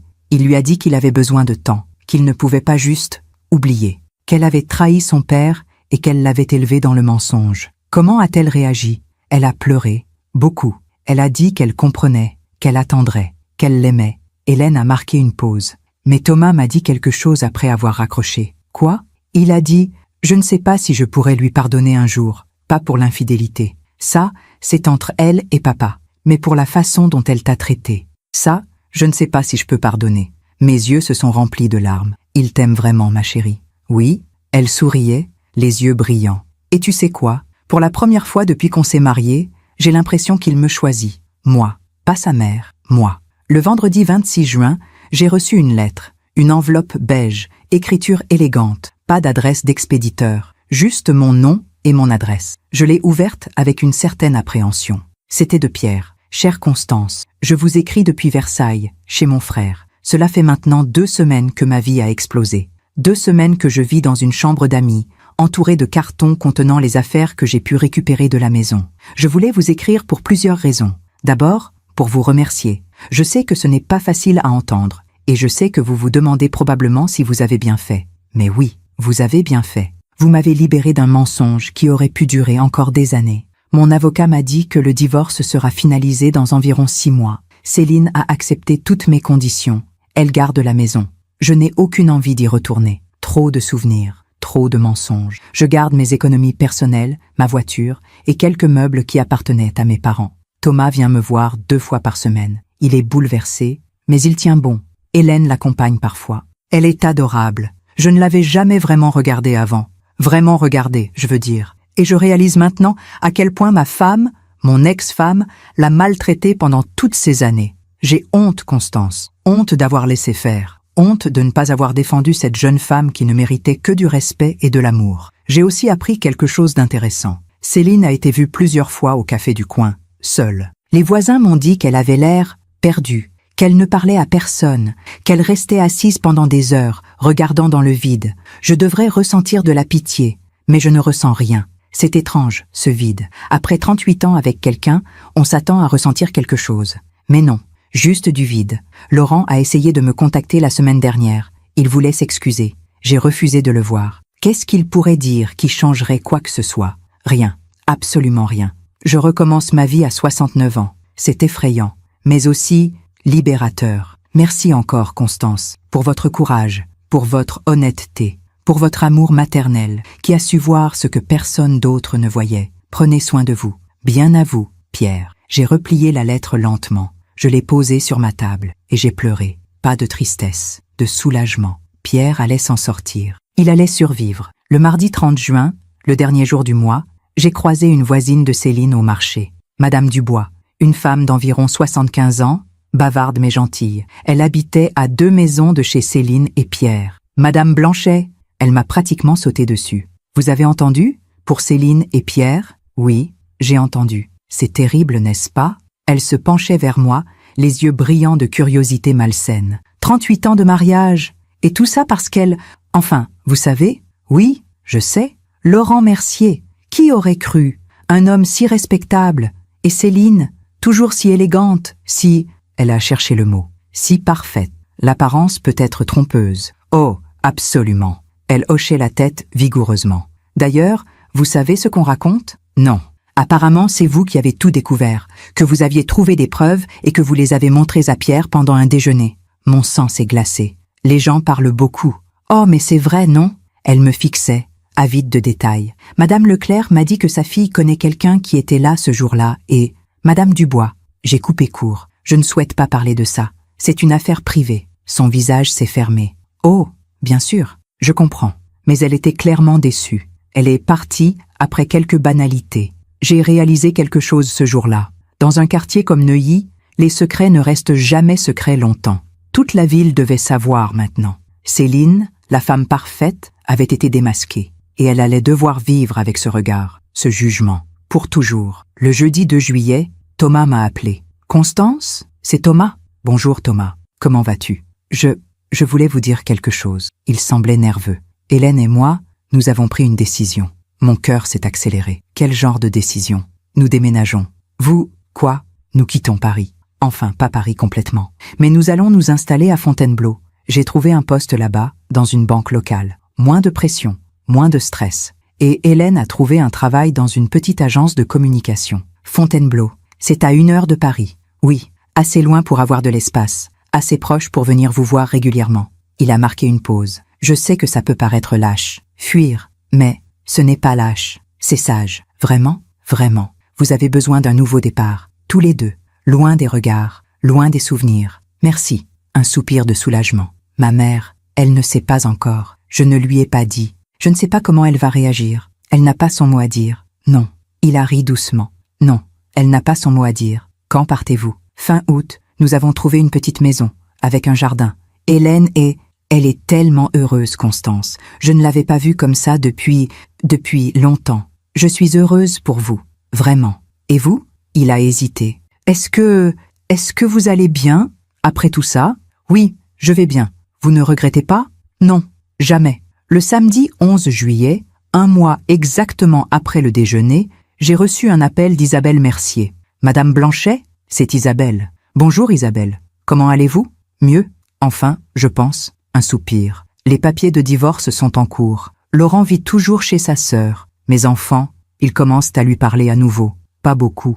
Mais c'est un début. C'est bien. Je voulais vous dire, Céline a essayé de me contacter. Mon sang s'est glacé. Quand? Il y a 3 jours. Elle est venue chez moi. Elle est venue chez vous? Oui. Un rire amer. Elle a sonné à ma porte, à 10 heures du matin. J'ai ouvert, et elle était là, les cheveux défaits, pas de maquillage. Elle avait l'air misérable. Qu'est-ce qu'elle voulait? S'excuser. Du moins, c'est ce qu'elle a dit. Elle a pleuré. Elle a dit qu'elle était désolée, que c'était une erreur, que Laurent et elle, que ce n'était rien, juste une distraction. Et vous? Qu'avez-vous dit? Je lui ai fermé la porte au nez. Sa voix était froide. Je n'ai rien à lui dire. Elle a détruit mon mariage. Elle a brisé ma famille. Et maintenant, elle vient pleurer chez moi? Non, non, je ne lui dois rien. Vous avez bien fait. Elle est restée devant ma porte pendant 20 minutes, à pleurer, à supplier. Puis, elle est partie. Un silence. Madame Blanchet, est-ce que je suis une mauvaise personne? De ne pas lui pardonner? Non. Vous êtes une personne blessée qui se protège. C'est différent. Merci. Un soupir de soulagement. Merci. Le dimanche 19 juillet, 3 semaines plus tard, j'ai décidé de faire quelque chose que je n'avais jamais fait. Je suis allée à Neuilly, à la maison de Céline. Je ne sais pas pourquoi. Peut-être par curiosité. Peut-être pour voir de mes propres yeux ce qu'était devenue cette femme qui avait tout eu et tout perdu. Je suis passée en voiture, lentement. La grande maison bourgeoise avec ses volets blancs, son jardin parfait. Mais quelque chose avait changé. Le jardin n'était plus parfait. L'herbe était trop haute. Les rosiers n'étaient pas taillés. Les volets du premier étage étaient fermés. La maison avait l'air abandonnée. J'ai vu Céline. Elle était dans le jardin, assise sur un banc, sous le grand tilleul. Le même tilleul sous lequel nous avions déjeuné il y a 5 semaines. Elle portait un peignoir. En plein après-midi, ses cheveux étaient mal coiffés. Pas de maquillage. Elle regardait dans le vide. J'ai ralenti. Elle ne m'a pas vue. Elle ne regardait rien. Juste le vide. J'ai ressenti quelque chose à ce moment-là. Pas de la pitié. Pas de la joie non plus. Juste une constatation froide. Le karma avait fait son travail. J'ai continué ma route. Le mercredi 22 juillet, Hélène est venue prendre le thé. « Maman, il faut que je te dise quelque chose. »« Quoi, ma chérie ?» Elle souriait. Un sourire immense, radieux. « Je suis enceinte. Le monde s'est arrêté. Tu... Quoi ? Je suis enceinte. 5 semaines. Le médecin a confirmé hier. Elle pleurait et riait en même temps. Après tout ce temps, après toutes ces inquiétudes, je suis enceinte. Je l'ai serrée dans mes bras. Nous avons pleuré toutes les deux. Ma chérie, c'est merveilleux, tellement merveilleux. Le médecin dit que le stress jouait un rôle énorme, que mon corps était bloqué. Et maintenant que je me sens libre, elle a ri à travers ses larmes. Ça a marché. Thomas est au courant? Oui, il est fou de joie. Il pleure depuis hier soir. Elle a essuyé ses yeux. Maman, tu crois qu'on devrait le dire à Céline? J'ai réfléchi. C'est à vous de décider. Mais peut-être pas tout de suite. Profitez de ce moment. Tous les deux. Sans personne d'autre. Elle a hoché la tête. Tu as raison. Le samedi 1er août, j'ai reçu une dernière lettre de Pierre. Chère Constance, le divorce sera finalisé la semaine prochaine. Céline a tout accepté sans discuter. Elle est brisée. Thomas m'a dit qu'elle ne sort presque plus de la maison, qu'elle a perdu énormément de poids, que les voisins s'inquiètent. Devrais-je m'en soucier? Je ne sais pas. Une partie de moi, la partie qu'il a aimée pendant 38 ans, voudrait aller la voir, s'assurer qu'elle va bien. Mais l'autre partie ne ressent rien. J'ai commencé à voir quelqu'un, une psychologue. Elle m'aide à comprendre ce qui s'est passé, à accepter, à avancer. Thomas m'a annoncé qu'il déménageait à Fontainebleau. Je suis triste de les voir partir, mais je comprends. Ils ont besoin d'espace, de liberté, de construire leur vie loin de tout ça. Il m'a aussi annoncé autre chose, quelque chose de merveilleux. Je vais être grand-père. Hélène est enceinte, 6 semaines maintenant. Et je suis tellement heureux pour eux, tellement heureux. Céline ne sait pas encore. Thomas hésite à lui dire. J'ai laissé la décision entre ses mains. C'est son enfant, sa vie, son choix. Je commence une nouvelle vie à 69 ans. C'est tard, mais peut-être pas trop tard. Merci Constance, pour tout. Pierre, j'ai souri en repliant la lettre. Un bébé, une nouvelle vie, un nouveau départ. Tout n'était pas parfait, tout n'était pas réparé. Mais il y avait de l'espoir. Et parfois, l'espoir suffit. Il y a une différence entre punir quelqu'un et regarder quelqu'un se punir lui-même. Moi, je n'ai jamais voulu punir Céline. J'ai juste révélé la vérité. Le reste, c'est elle qui l'a fait toute seule. Le mercredi 5 août, j'ai reçu un appel inattendu. Madame Blanchet, une voix masculine que je ne reconnaissais pas. Oui, je suis le docteur Moreau. Je suis le médecin généraliste de Céline Beaumont. Mon cœur s'est arrêté. Oui, je prends la liberté de vous appeler parce que je suis inquiet. Madame Beaumont m'a donné votre nom comme contact en cas d'urgence. Moi? Mais pourquoi moi? Je l'ignore. Mais écoutez, il a baissé la voix. Elle est venue me voir hier. Elle a perdu 11 kilos en 6 semaines. Elle ne dort presque plus. Elle ne mange presque plus. Je lui ai prescrit des antidépresseurs, mais je crains qu'elle ne les prenne pas. Docteur, je ne suis pas la bonne personne pour... Y a-t-il quelqu'un d'autre? Un membre de sa famille? Son fils? Son fils ne lui parle plus. Son mari a demandé le divorce. Un silence. Je vois. Il a soupiré. Madame Blanchet, je ne sais pas ce qui s'est passé dans la vie de Madame Beaumont.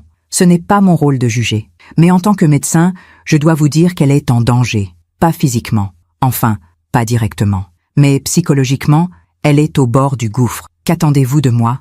Juste, si vous avez un contact avec son fils ou quelqu'un qui se soucie d'elle, parlez-leur, s'il vous plaît. Il a raccroché. Je suis restée assise, le téléphone à la main, pendant de longues minutes. Céline était en train de s'effondrer. Et une partie de moi ne ressentait rien.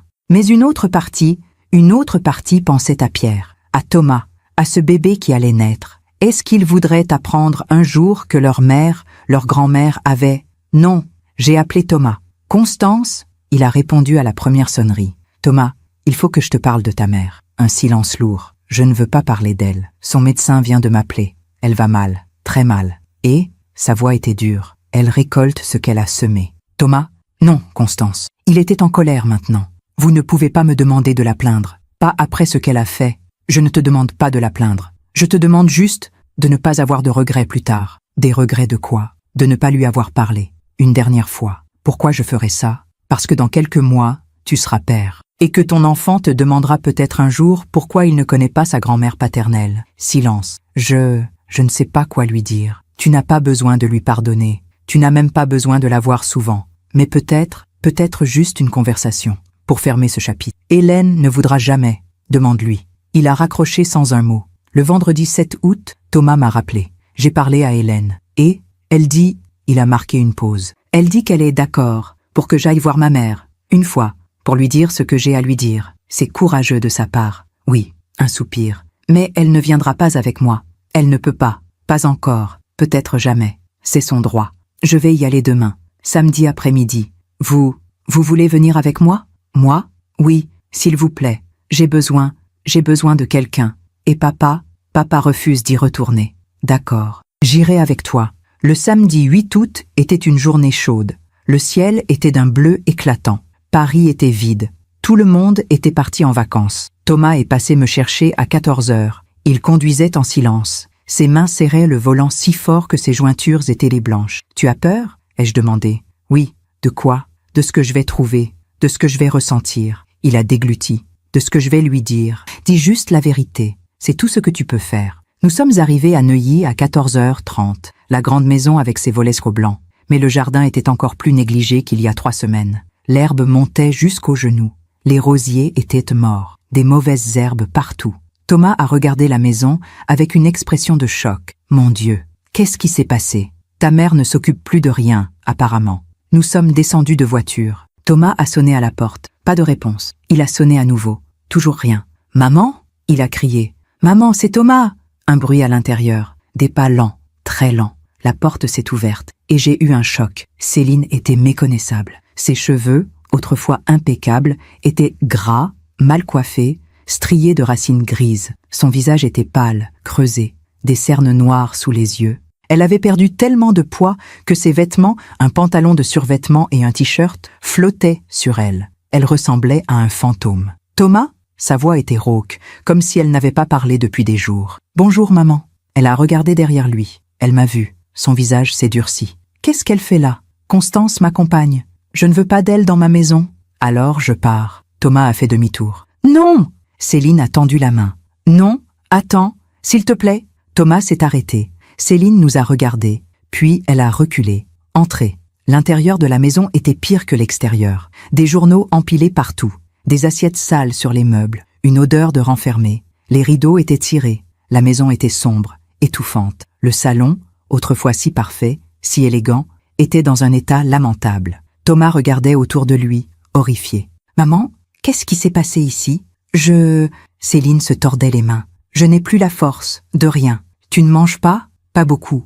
Tu ne dors pas ? Non ? Tu prends tes médicaments ? Parfois. » Thomas a fermé les yeux. « Maman, je sais. » Elle pleurait maintenant. « Je sais. Je suis pathétique. Tu peux le dire. Je le sais. Je ne suis pas venue pour te juger. Alors pourquoi es-tu venue ? Pour te parler. Une dernière fois. Une dernière fois. » Les mots sont tombés comme des pierres. Céline a vacillé. Elle s'est assise sur le canapé. Thomas et moi sommes restés debout. « Maman. » Thomas a pris une grande inspiration. « Je suis venu te dire que je te pardonne. » Céline a levé la tête brusquement. Ses yeux se sont remplis d'espoir. « Tu me pardonnes ? » ?»« Oui, mais pas pour toi, pour moi. » L'espoir s'est éteint. « Je te pardonne parce que je ne veux pas porter cette colère toute ma vie. Je ne veux pas que mon enfant grandisse avec un père amer et en colère. »« Ton enfant ?» Céline a murmuré. « Oui, Hélène est enceinte. 8 semaines maintenant. » Le visage de Céline s'est décomposé. « Hélène, elle est enceinte ? » ?»« Oui. Et elle va bien ? La grossesse ? » ?»« Elle va très bien. » Céline a éclaté en sanglots. « Je suis tellement désolée. Tellement désolée pour ce que je lui ai dit, pour la chambre d'enfant, pour tout. Je sais. Est-ce qu'elle pourra me pardonner un jour ?» Thomas a secoué la tête. « Je ne sais pas. Honnêtement, je ne sais pas. Je comprends. » Céline pleurait si fort qu'elle pouvait à peine parler. « Je comprends. Maman. » Thomas s'est approché. Il s'est accroupi devant elle. « Tu as besoin d'aide, une aide professionnelle. Tu ne peux pas continuer comme ça. »« À quoi bon ?» Elle le regardait avec des yeux vides. « J'ai tout perdu. Pierre, toi, Hélène, Laurent. Isabelle ne me parle plus. Les voisins me regardent comme si j'étais une traînée. Tu n'as pas tout perdu. Tu m'as encore, un peu. » Elle a ri amèrement. « C'est mieux que rien, je suppose. Mais je pose une condition. » Elle a levé les yeux. « Laquelle ? » « Tu vas voir un thérapeute, un vrai, régulièrement. Tu prends tes médicaments. Tu recommences à manger, à dormir, à vivre. Et si je fais tout ça, alors peut-être qu'on pourra avoir une relation. Différente, pas comme avant, jamais comme avant. Mais quelque chose. » Céline pleurait. « D'accord, je le ferai. Je te le promets. Et tu laisses Hélène tranquille, complètement. Si elle veut te parler un jour, ce sera son choix. Pas le tien, pas le mien, le sien. Je comprends. » Thomas s'est relevé. « Je vais t'envoyer les coordonnées d'un thérapeute, quelqu'un de bien, Tu prends rendez-vous cette semaine?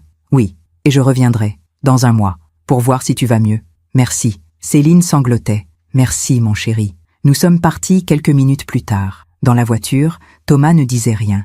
Il conduisait, les yeux fixés sur la route. Tu as bien fait, ai-je dit doucement. Vous croyez? Oui, tu lui as donné une chance, à elle de la saisir. Elle a l'air tellement brisée, elle l'est. Une partie de moi voudrait la prendre dans mes bras, lui dire que tout va s'arranger. Il a serré le volant. Mais je ne peux pas après ce qu'elle a fait à Hélène. C'est normal. Est-ce que je suis un mauvais fils? Non, tu es un fils qui pose des limites, c'est différent. Il a hoché la tête. Nous avons roulé en silence pendant le reste du trajet. Le mercredi 12 août, j'ai reçu un texto de Thomas. Ma mère a pris rendez-vous avec le thérapeute. Première séance lundi prochain.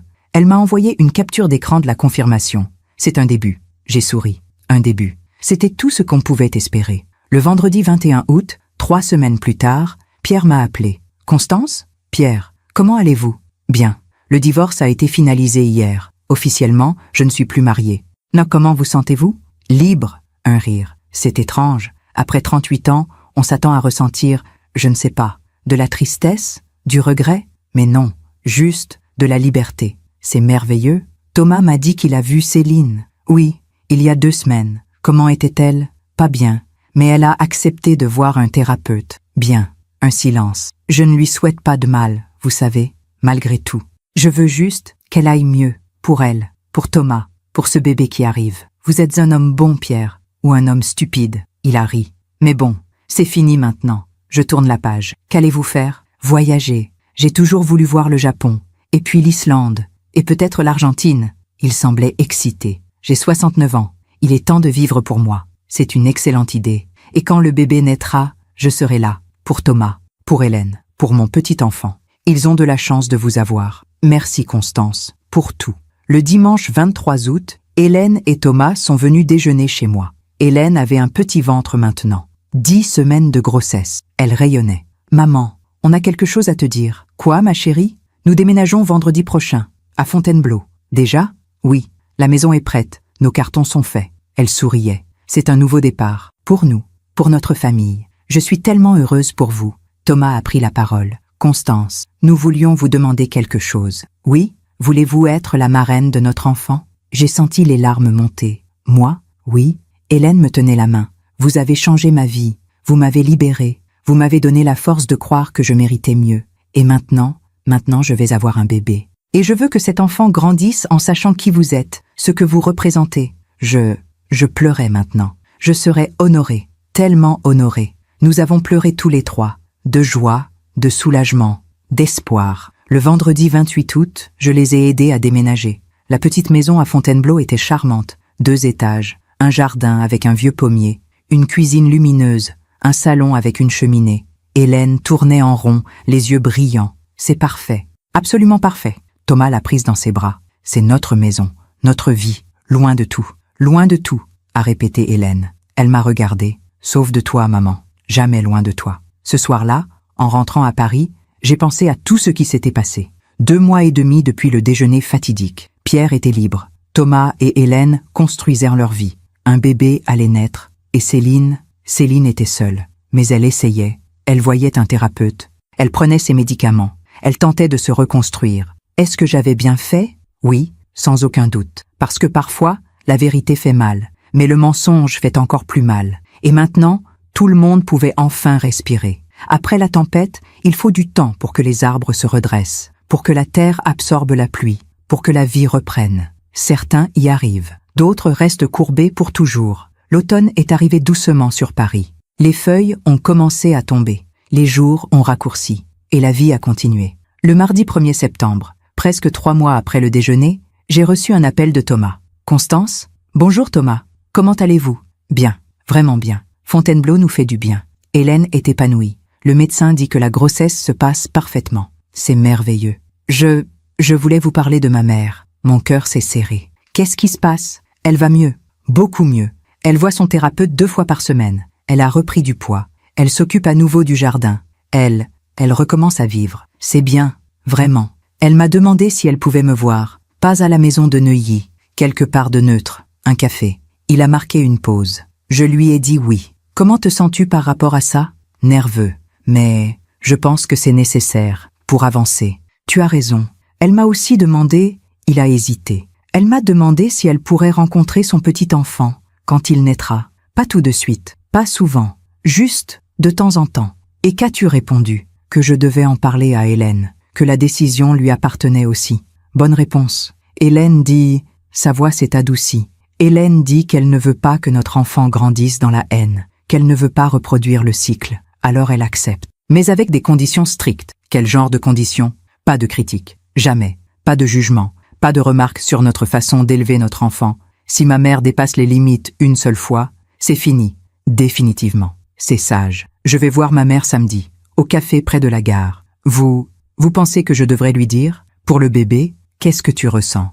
Je pense qu'elle mérite de savoir, mais je veux être sûre qu'elle comprend les règles. Qu'il n'y aura pas de place pour son ancien comportement. Alors dis-le lui, clairement, fermement. D'accord. Merci Constance. Le samedi 5 septembre, Thomas a rencontré sa mère. Il m'a appelé le soir même. Comment ça s'est passé? Mieux que je ne pensais. Il semblait soulagé. Elle était différente, plus calme, plus humble. Elle s'est excusée, vraiment excusée. Pas de justification, pas d'excuses. Juste, j'ai fait des erreurs terribles et je suis désolée. Comment as-tu réagi?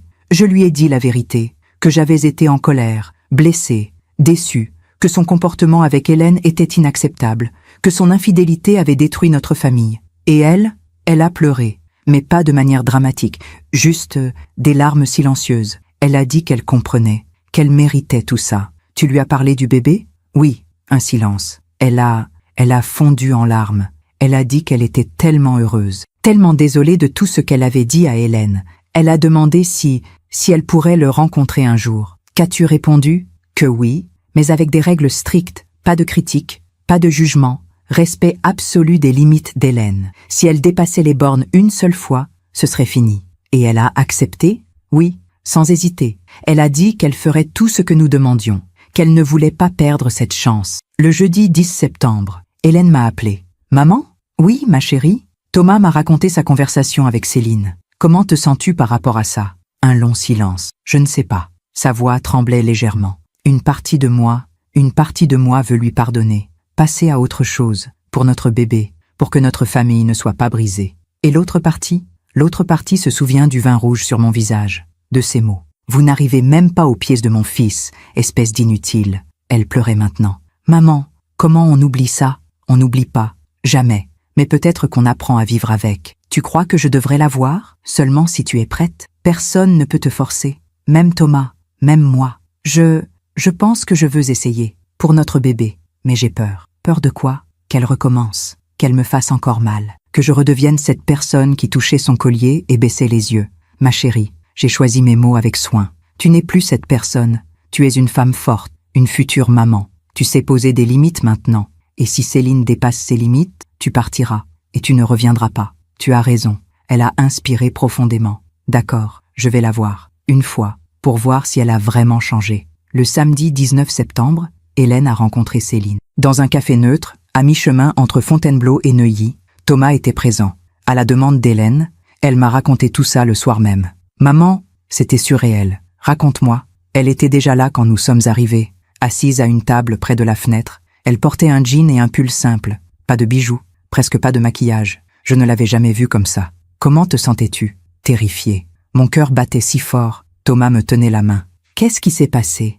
Nous nous sommes assis. Elle nous a regardés. Et elle a commencé à pleurer. Pas des sanglots dramatiques, juste des larmes qui coulaient. Hélène a marqué une pause. Elle a dit, « Hélène, je ne m'attends pas à ce que vous me pardonniez. Je ne le mérite pas. Ce que je vous ai fait pendant 6 ans, ce que je vous ai dit ce jour-là, c'était impardonnable. J'étais une femme amère, jalouse, malheureuse. Et je vous ai fait payer pour mes propres échecs. Et toi, qu'as-tu dit? J'ai dit, Hélène a pris une grande inspiration.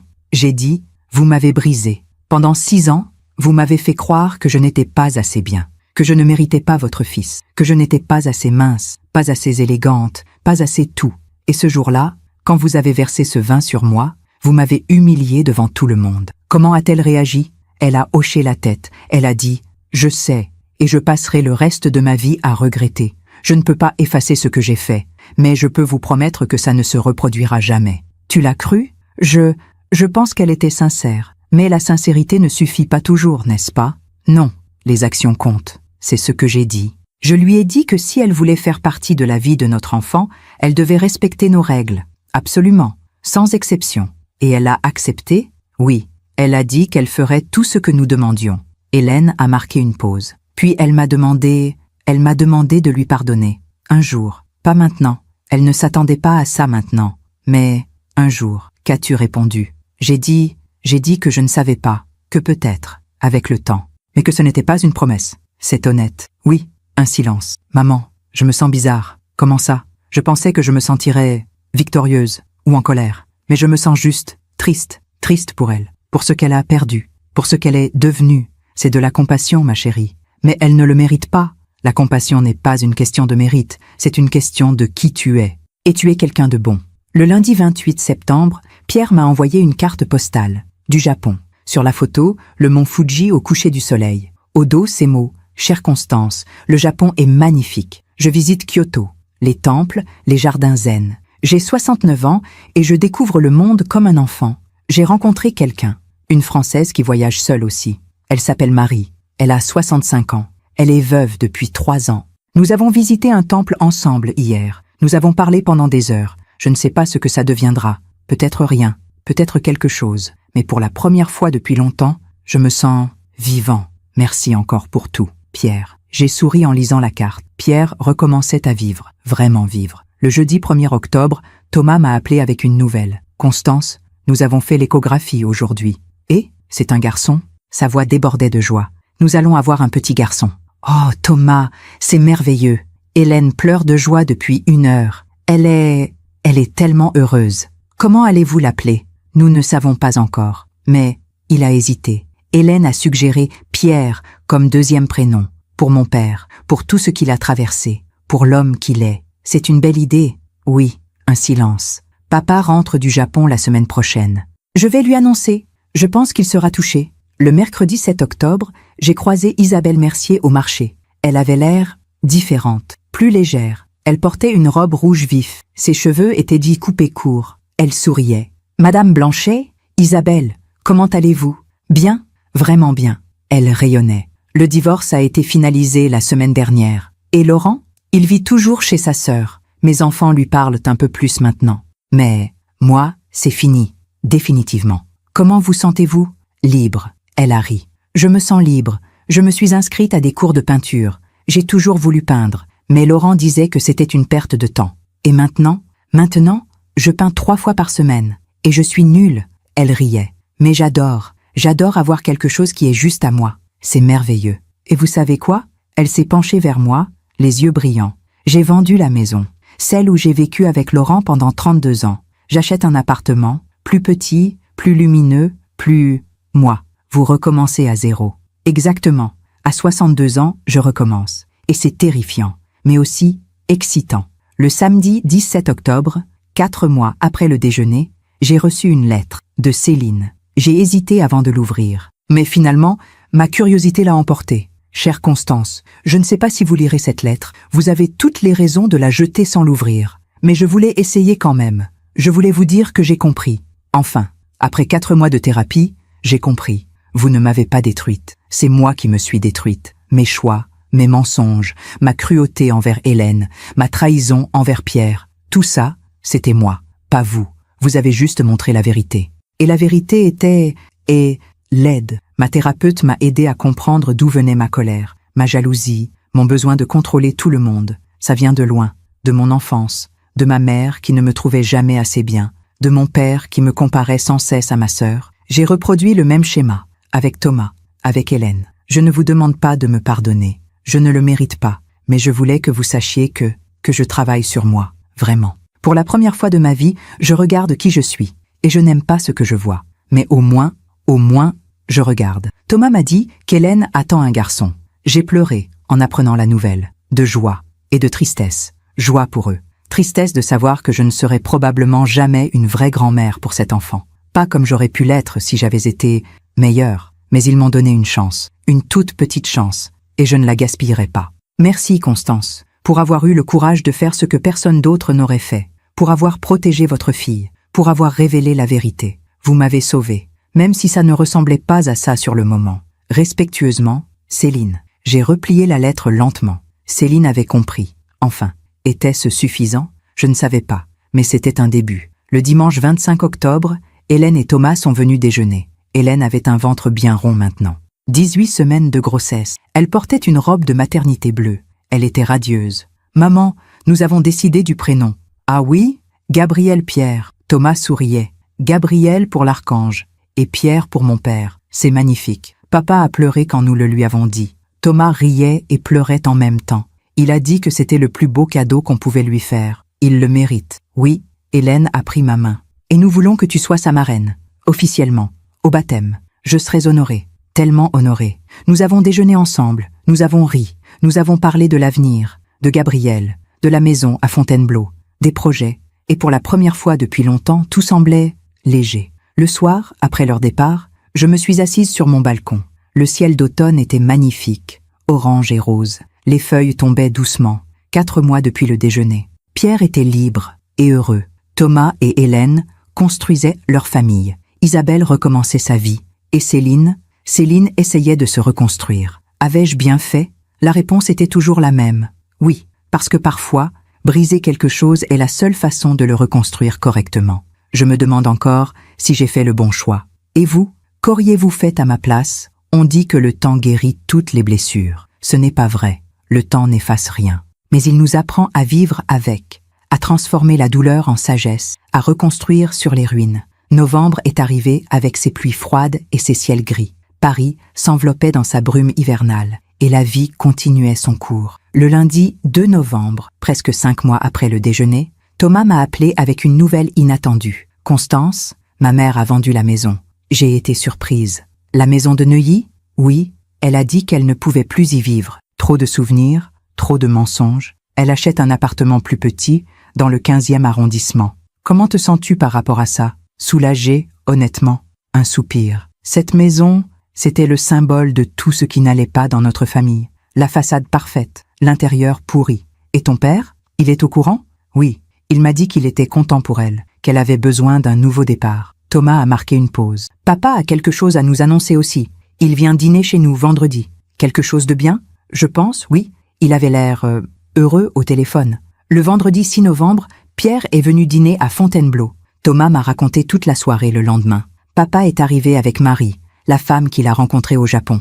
Il l'a amenée? Oui, une femme adorable, Constance, 65 ans, veuve depuis 3 ans, professeure de français à la retraite. Élégante, drôle, gentille. Hélène l'a adorée immédiatement. Qu'est-ce qu'ils ont annoncé? Ils emménagent ensemble. Thomas riait. Mon père, à 69 ans, recommence sa vie avec une nouvelle compagne. Il rayonnait, Constance. Je ne l'avais jamais vu comme ça, même avec ma mère. Jamais. C'est merveilleux.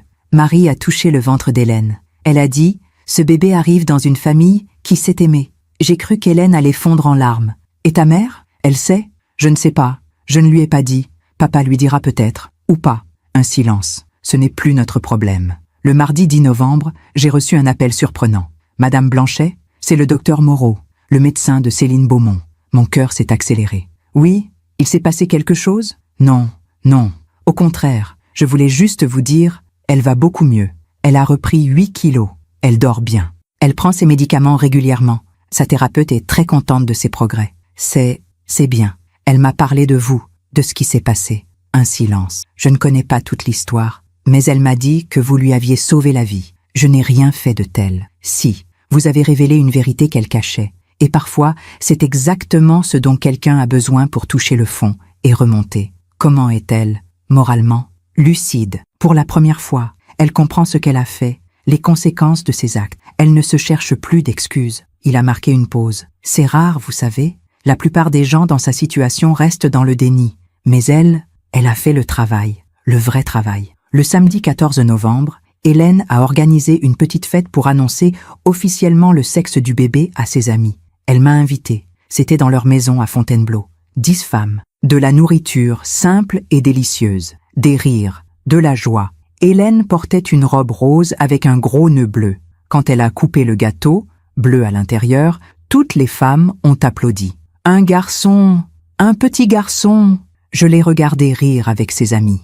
Cette jeune femme qui, il y a 5 mois, touchait nerveusement son collier et baissait les yeux. Elle était transformée, libre, heureuse. Après la fête, nous sommes restés seuls dans la cuisine. Elle lavait les verres, je séchais. Maman, je voulais te dire quelque chose. Quoi, ma chérie? Je ne regrette rien. De ce qui s'est passé, de ce que tu as fait. Elle me regardait dans les yeux. Même si ça a été douloureux, même si ça a brisé des familles, je ne regrette rien. Pourquoi? Parce que pour la première fois de ma vie, je me sens vue, respectée, aimée pour qui je suis vraiment. Ses yeux brillaient. Thomas me regarde différemment maintenant. Il me défend. Il pose des limites. Il me choisit. Il t'a toujours aimé. Oui, mais maintenant il me voit. Tu comprends la différence? Oui, je comprends. Le jeudi 19 novembre, j'ai croisé Laurent Mercier à la boulangerie. Il avait encore vieilli, les cheveux complètement gris maintenant, le visage marqué. Il portait un costume froissé. Madame Blanchet, Monsieur Mercier, un silence gêné. Comment allez-vous? A-t-il demandé. Bien. Et vous? Il a regardé ses chaussures. Ma femme a finalisé le divorce le mois dernier. Mes enfants me parlent à peine. Je vis toujours chez ma sœur. Je suis désolé. Non, vous ne l'êtes pas. Un sourire amer. Et vous avez raison de ne pas l'être. Laurent, j'ai tout perdu Pourquoi? Pour des après-midi dans un hôtel minable avec une femme qui ne m'a jamais vraiment aimé. Il a levé les yeux vers moi. Isabelle était tout pour moi. 32 ans ensemble. Et je l'ai jetée comme rien. Vous pouvez reconstruire. Non. Il a secoué la tête. Certaines choses, une fois cassées, ne se réparent pas. Je le sais maintenant. Et Céline? Je ne lui ai pas parlé depuis août. Elle m'a envoyé un message il y a 1 mois. Elle disait qu'elle était désolée, que nous avions fait une terrible erreur, que nous avions détruit nos familles. Il a ri sans joie. Comme si je ne le savais pas. Il est parti avec son pain.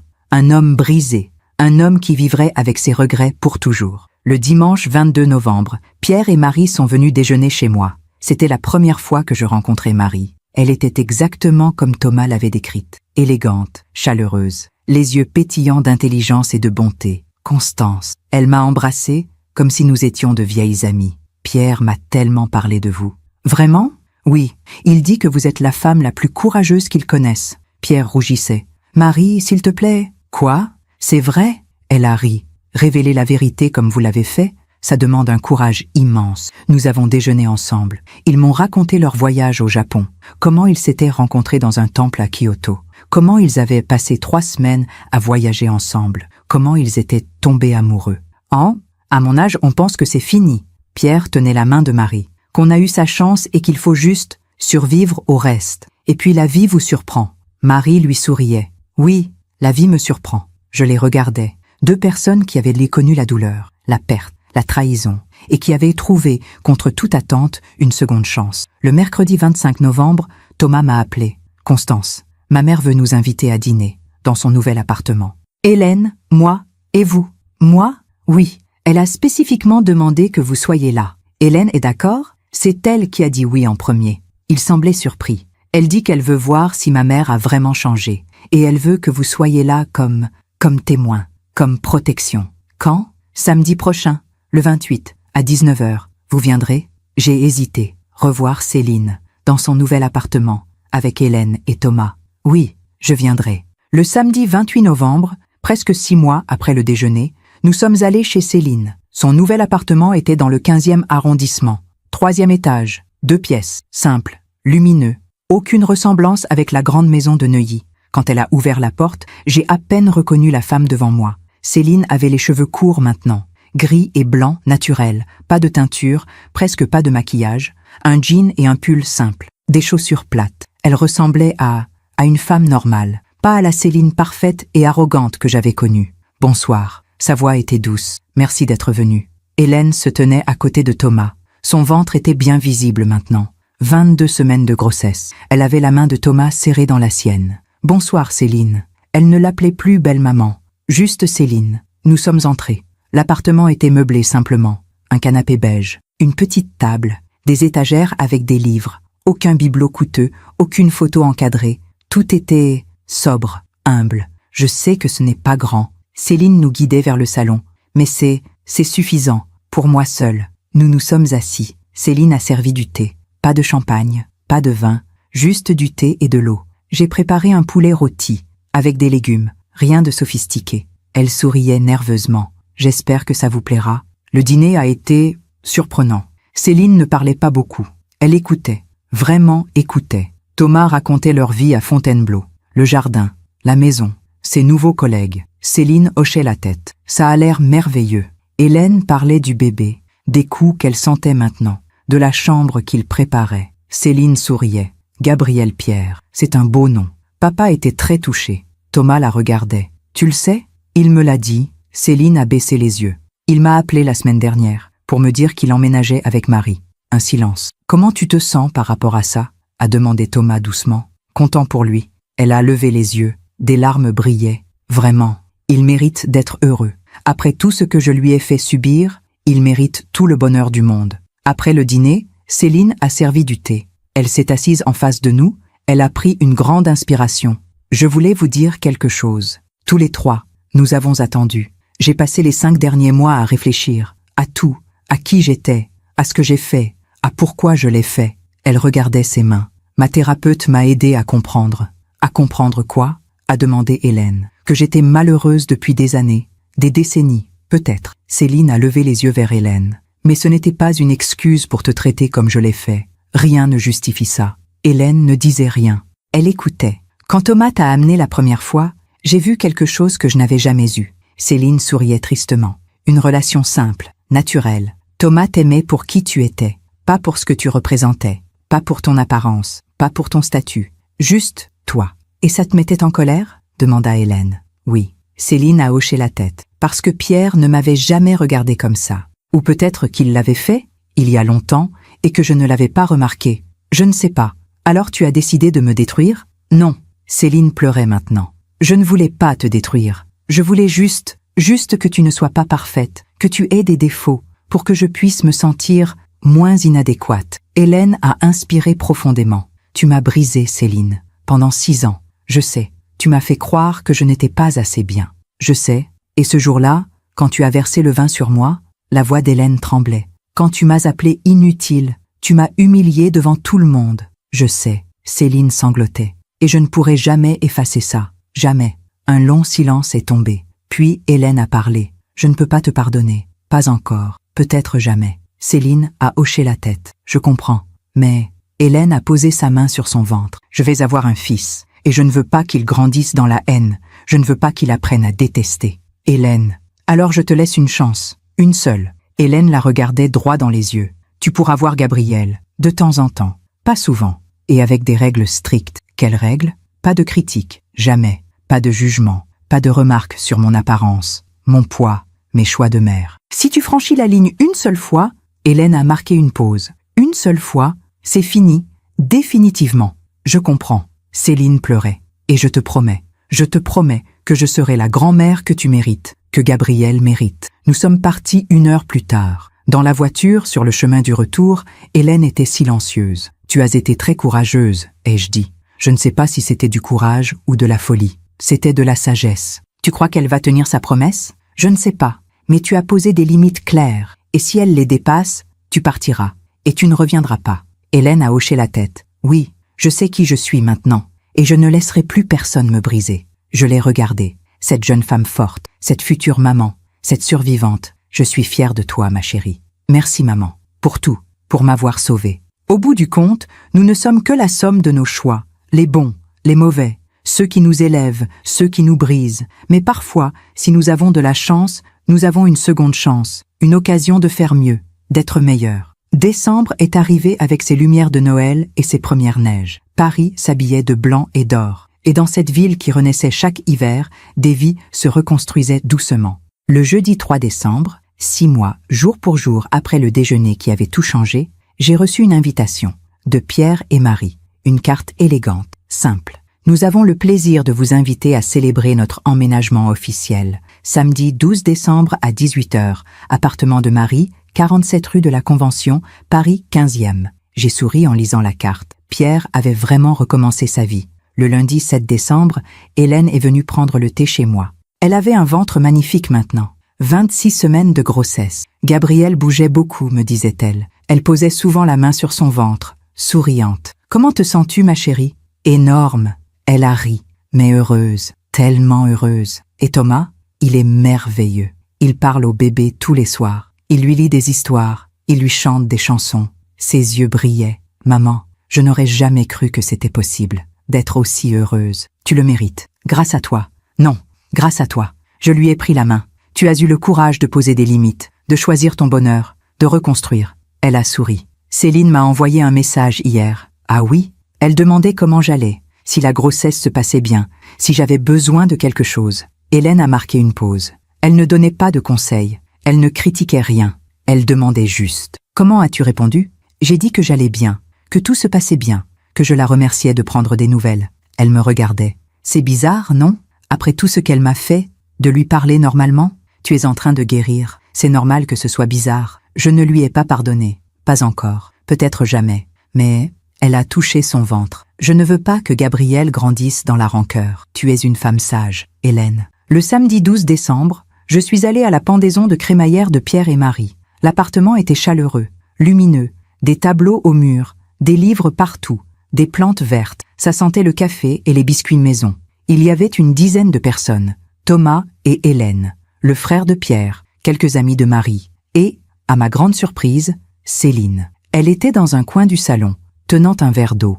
Elle portait une robe simple, bleu marine, cheveux courts, toujours gris, presque pas de maquillage. Nos regards se sont croisés. Elle a esquissé un petit sourire, nerveux. J'ai hoché la tête. Pierre est venu vers moi. « Constance, vous êtes venue? Bien sûr, je ne raterai ça pour rien au monde. Marie vous attend dans la cuisine. Elle veut absolument vous montrer ses peintures. » Je l'ai suivie. Marie était effectivement dans la cuisine, sortant des biscuits du four. « Constance !» Elle m'a embrassée. « Venez, venez, je veux vous montrer quelque chose. » Elle m'a emmenée dans une petite pièce transformée en atelier. Des toiles partout, des paysages, des portraits, des abstractions. « C'est magnifique, Marie. Merci. » Elle rayonnait. « Pierre m'encourage tellement. Il dit que j'ai du talent. Je ne sais pas si c'est vrai, mais ça fait du bien d'être vue. Vraiment vue. Je comprends. » Il m'a raconté. Pour son ex-femme. Pour ce qui s'est passé. Elle me regardait avec intensité. « Vous avez été courageuse. J'ai juste fait ce qu'il fallait. » Non. Elle a secoué la tête. Beaucoup de gens auraient gardé le silence, par politesse, par peur. Mais vous avez choisi la vérité. Plus tard dans la soirée, je me suis retrouvée face à Céline. Nous étions près de la fenêtre, seuls. « Bonsoir Constance. Bonsoir Céline. » Un silence gêné. « Je suis contente de vous voir. » « Vraiment? » « Oui. » Elle a inspiré profondément. « Je voulais vous dire merci. J'ai été surprise. » « Me remercier? » « Oui. Pour avoir révélé la vérité. Pour m'avoir forcé à me regarder dans un miroir. » Ses yeux brillaient de larmes. « Je sais que ce n'était pas votre intention. Vous vouliez protéger Hélène. Mais vous m'avez sauvée aussi. Céline, j'étais en train de me détruire. Pierre, Thomas, Hélène, moi-même. » Elle regardait par la fenêtre. « Et maintenant? Maintenant je vis seule dans un petit appartement. Je vois un thérapeute 2 fois par semaine. J'ai perdu mon mari, mon statut, ma maison, mais elle s'est tournée vers moi. Mais je dors la nuit. Pour la première fois depuis des années. Je dors, c'est bien. » Pierre a l'air heureux. Elle regardait dans le salon où Pierre et Marie riaient ensemble. Je ne l'ai jamais vu comme ça, même pas au début de notre mariage. Il mérite d'être heureux? Oui, un sourire triste. Et Marie est parfaite pour lui, chaleureuse, authentique, tout ce que je n'étais pas. Tu peux être authentique aussi. Tu es en train d'apprendre. À 60 ans, elle a ri doucement. Mieux vaut tard que jamais, je suppose. Le mardi 15 décembre, Thomas m'a appelé avec une nouvelle importante. « Constance, nous avons décidé de passer Noël à Fontainebleau. Juste nous 3. Enfin, nous 4. » Il a ri. « Gabriel compte déjà. C'est une excellente idée. Papa et Marie viendront le jour de Noël pour le déjeuner. » Et il a hésité. Hélène a dit que ma mère pouvait venir aussi. Pour le thé, dans l'après-midi. Pas pour le repas, juste pour le thé. C'est généreux de sa part. Oui, elle dit qu'elle veut que Gabriel connaisse toute sa famille, même les parties imparfaites. Le jeudi 24 décembre, la veille de Noël, j'ai reçu un appel d'Isabelle Mercier. « Madame Blanchet, c'est Isabelle ? » « Isabelle, joyeux Noël, joyeux Noël. » Elle semblait heureuse. « Je voulais juste vous dire, je passe Noël avec mes enfants et mes petits-enfants, dans mon nouvel appartement. Mon ex-mari ne sera pas là. Et vous savez quoi? C'est le plus beau Noël que j'ai eu depuis des années. Je suis tellement contente pour vous. J'ai commencé à vendre mes peintures. Pas beaucoup, pas cher, mais des gens achètent mon travail. » Elle riait. « À 62 ans, j'ai une nouvelle carrière. C'est merveilleux. Merci Madame Blanchet, pour tout. Pour avoir eu le courage de révéler la vérité. Ça a changé ma vie. » Le vendredi 25 décembre, Noël, Je suis allée à Fontainebleau. La petite maison était décorée avec goût.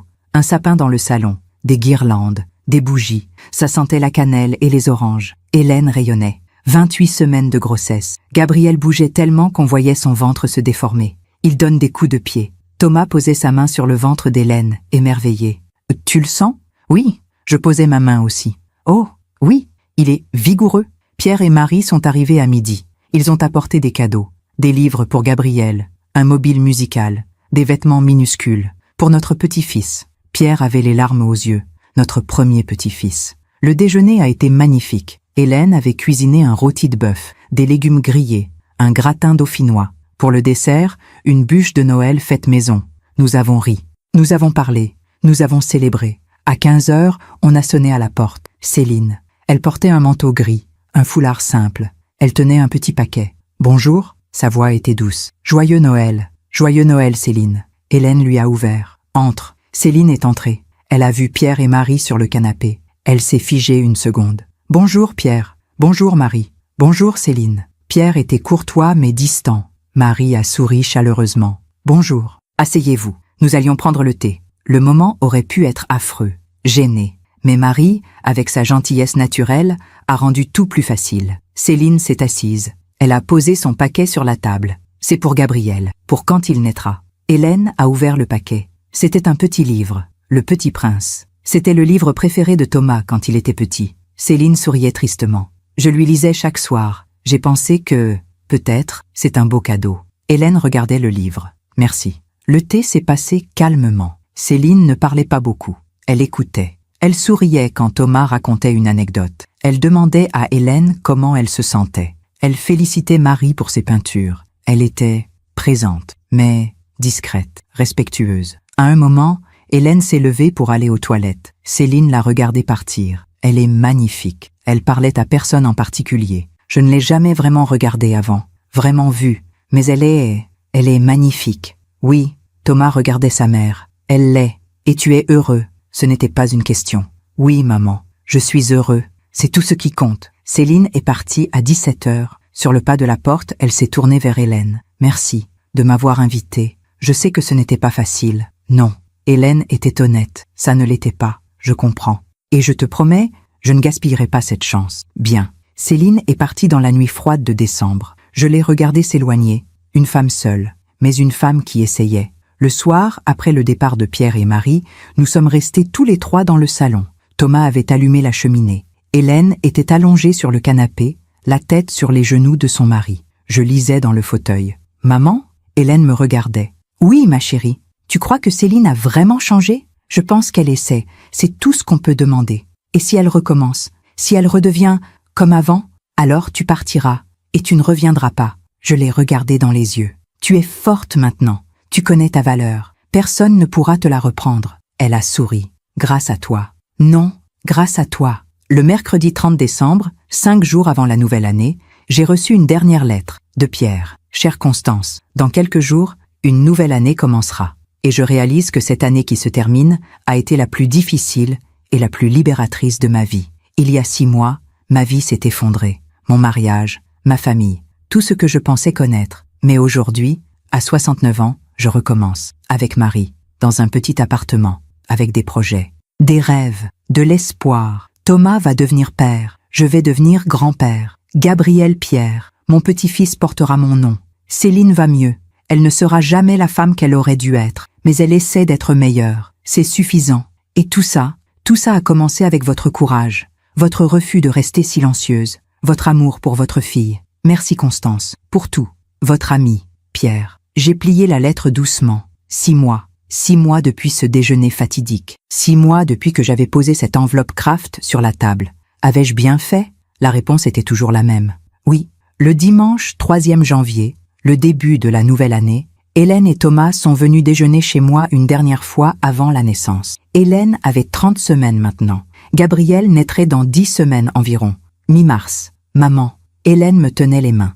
Je voulais te dire quelque chose. Quoi, ma chérie ? Quand Gabriel naîtra, quand il grandira, je vais lui raconter cette histoire. Quelle histoire ? L'histoire de sa mamie Constance. Qui a eu le courage de dire la vérité quand tout le monde se taisait ? Qui a protégé sa fille ? Qui a changé le cours de plusieurs vies ? Hélène, Je veux qu'ils sachent, qu'ils comprennent, que parfois, dire la vérité fait mal, mais que le mensonge fait encore plus mal. Les larmes coulaient sur mes joues. Et je veux qu'ils sachent, elle pleurait aussi, que sa maman a survécu, qu'elle a trouvé sa force, qu'elle a appris à dire non, grâce à toi. Thomas nous a rejointes, il nous a serrés dans ses bras. Nous avons pleuré tous les trois, de soulagement, de gratitude, d'amour. Ce soir-là, seule dans mon appartement, je me suis assise sur mon balcon.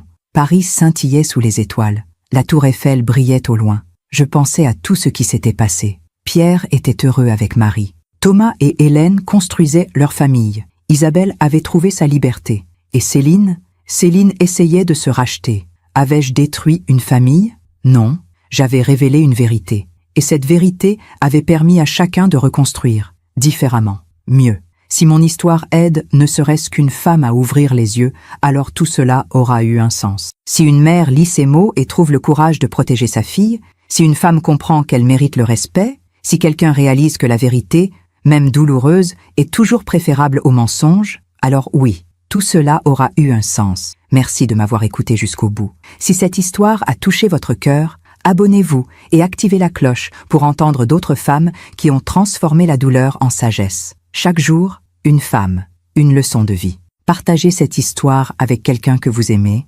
Parfois, une histoire change toute une journée. Que Dieu vous bénisse et à très bientôt.